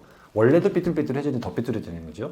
그러니까 그렇게라도 해서 나중에 연구치가 똑바로 나오게 하려는 거죠. 그것도 다 교합을 유지한다는 말을 써요. 치아를 그렇게 해서 왜요? 안 빼려고요. 안 빼려고. 그래서 안 빼는 게 치과 의사의 잡이긴 한데 현실적으로 치과 의사가 야 이게 돈 좀 벌자 해가지고 무조건 빼냐 그런 치과 의사도 있겠지만 대부분의 대한민국 치과 의사들은 어떻게든 살리려고 해요. 노력을 해요. 근데 우리의 구강 구조가 너무 안 좋아. 그리고 여러분들 저를 포함해서 먹는 게 너무 안 좋아. 그리고 생활도 뭐 스트레스를 많이 받든지 야근을 한다든지 담배를 핀다든지 해가지고 너무 안 좋아요. 그래서 도저히 뭐 30년, 40년 쓰다 보면은 망가질 수밖에 없는 거죠. 그래서 자연스럽게 이제 빠지는 건데, 이제 요즘 사람들이 이제 좀 겁없이 이제 빼죠. 예뻐지려고. 또는 뭐 교합을 맞춘다는 미명하에 작은 어금니는 별로 필요가 없으니까 이게 중요한 거 아니니까 빼셔야 돼요. 또 예뻐지려면 뭐 하셔야지 어떡하겠어요. 교합이 안 맞으니까. 근데 그게 과연 그러니까 모든 과들이 다 그렇게 치아를 살리려고 애를 쓰는데 결국 이제 교정을 하는 중에는 이빨을 뺄 수밖에 없는 현실인 거예요. 그게 정말로 현실일 수도 있고 여러분의 상태일 수도 있고 그게 아니라 여러분이나 치과 의사의 욕심, 그러니까 돈 욕심이 아니라 예쁘게 하겠다는 욕심 때문에 그럴 수도 있거든요. 그래서 그런 거는 좀 생각을 해보셔야 돼요. 왜 그래서 통합이 안 되는가? 너무 이상주의적인 발언일 수도 있겠지만 아직 먼 길이에요. 그렇게 되기까지는 멀 것 같아요. 뭐 어떤 무슨 영양제를 먹던 무슨 약을 먹던 해서 뭐 유전자 조작을 하던 뭐 어떻게 해서 정말로 좀 좋은 치아로 타고 나면 좋겠는데 그거는 멀은 얘기인데 지금은 현실적으로는 그거는 불가능하고 그래서 이거를 뭐 가지런하게 해서 이제 치아를 빼는 건데 좀 그거는 이렇게 모순이 되지 않는가. 그래서 다른 데는 다 살리려고 하는데 이거는 별로 중요하지 않은지 그냥 뽑아서 교정하면서 여러분들이 치아 건강을 얻겠다, 예뻐지는 동시에 치아까지 건강하겠다. 단기간에는 괜찮아요. 단기간은 괜찮은데 장기적으로 봤을 때는 별로 안 좋아질 거예요. 우리가 그리고 우리의 지식 수준이 아직까지는 더 깊게 연구를 안 했을 뿐이지 시간이 지나면서는 좀 자꾸자꾸 그런 문제들이 나타날 거고 물론 사람마다 그런 걸 잘 견디는 사람이 있어요. 뭐 한의사분들도 그렇고 뭐 체질도 다 나누잖아요. 여러 가지로 뭐 MBTI도 있고 뭐 여러 가지로 이 사람 저 사람 뭐 저도 보면은 어떤 사람은 정말로 뼈가 단단하고 어떤 사람은 뼈가 너무 무르고 뭐 다 다르단 말이에요. 다르기 때문에 어떤 치료에 대한 반응성도 다 다르긴 한데 궁극적으로는 이제 좀 시간이 지나면서 좀 높은 수준으로 가야 된다는 얘기인 거죠. 저는 이제 치과 의사가 교합을 유지시키는 일이고 그런 면에서 이제 치아를 빼는 거를 빼고 교정하는 거에 대해서 좀 심각하게 생각하셨으면 좋겠고 나머지 여러분들이 뭐 치과의사한테 갔더니 뭐 도저히 안 돼서 뺄 것 같아요. 대체적으로 우리나라 치과 의사들은요 정말 모범생들이에요. 진짜 너무너무 모범생들이야. 저도 뭐 약간 좀 소심한 스타일인데 굉장히 모범생이고 그래서요 그분들이 뽑으라고 하면 대부분 뽑는 게 맞아요. 단 뭐 임플란트를 하는데 너무 싼 데를 갔다? 그러면 조금 좀 고민하실 수도 있어요. 저 같아도 약간 의심할 것 같거든요. 아닐 수도 있지만 대체적으로 뭐 그런 의견이 있다는 거지 정확한 건 아니지만 여러분들이 그런 거는 생각하실 수도 있어요. 여러분이 만약에 사업을 하고 뭐 장사를 하고 가게를 운영하고 할 때 과연 이제 싸게 해가지고 어느 정도 이득을 남길 것인가? 그럼 어떻게 해서 그렇게 할 것인가? 과연 좋은 재료와 뭐 좋은 서비스와 좋은 시설로 해서 과연 그렇게 할 수 있을까? 물론 TV에서는 뭐 그렇게 해서 운영하는 가게도 있겠지만 전반적으로 지금 경제 상황과 우리나라 치과 상황과 뭐 이런 걸 봤을 때는 그렇게 하기는 좀 어려울 것 같아요. 정상적으로는. 여러분들이 그런 부분은 좀 생각을 하셔서 이쪽에서 치아를 빼자고 하는 얘기와 교정 파트에서 일반적인 파트에서 치아를 빼자고 하는 얘기를 잘 구분하시면 좋겠어요. 물론 이 환자분과 이 환자분들은 서로 다른 부류일 수도 있겠지만 서로 정보가 공유되면서 어떻게든 환자 치과 의사들이 이를 안 빼려고 노력을 하는 건 맞고 그 와중에 여러분들이 너무 여러분의 자녀든지 너무 쉽게 생각은 안 하셨으면 좋겠어요. 중학생들도 막 벌써부터 빼고 막 하고 하는 경우도 있거든요. 너무 그거는 좀 기다려볼 필요가 있지 않나 싶어요.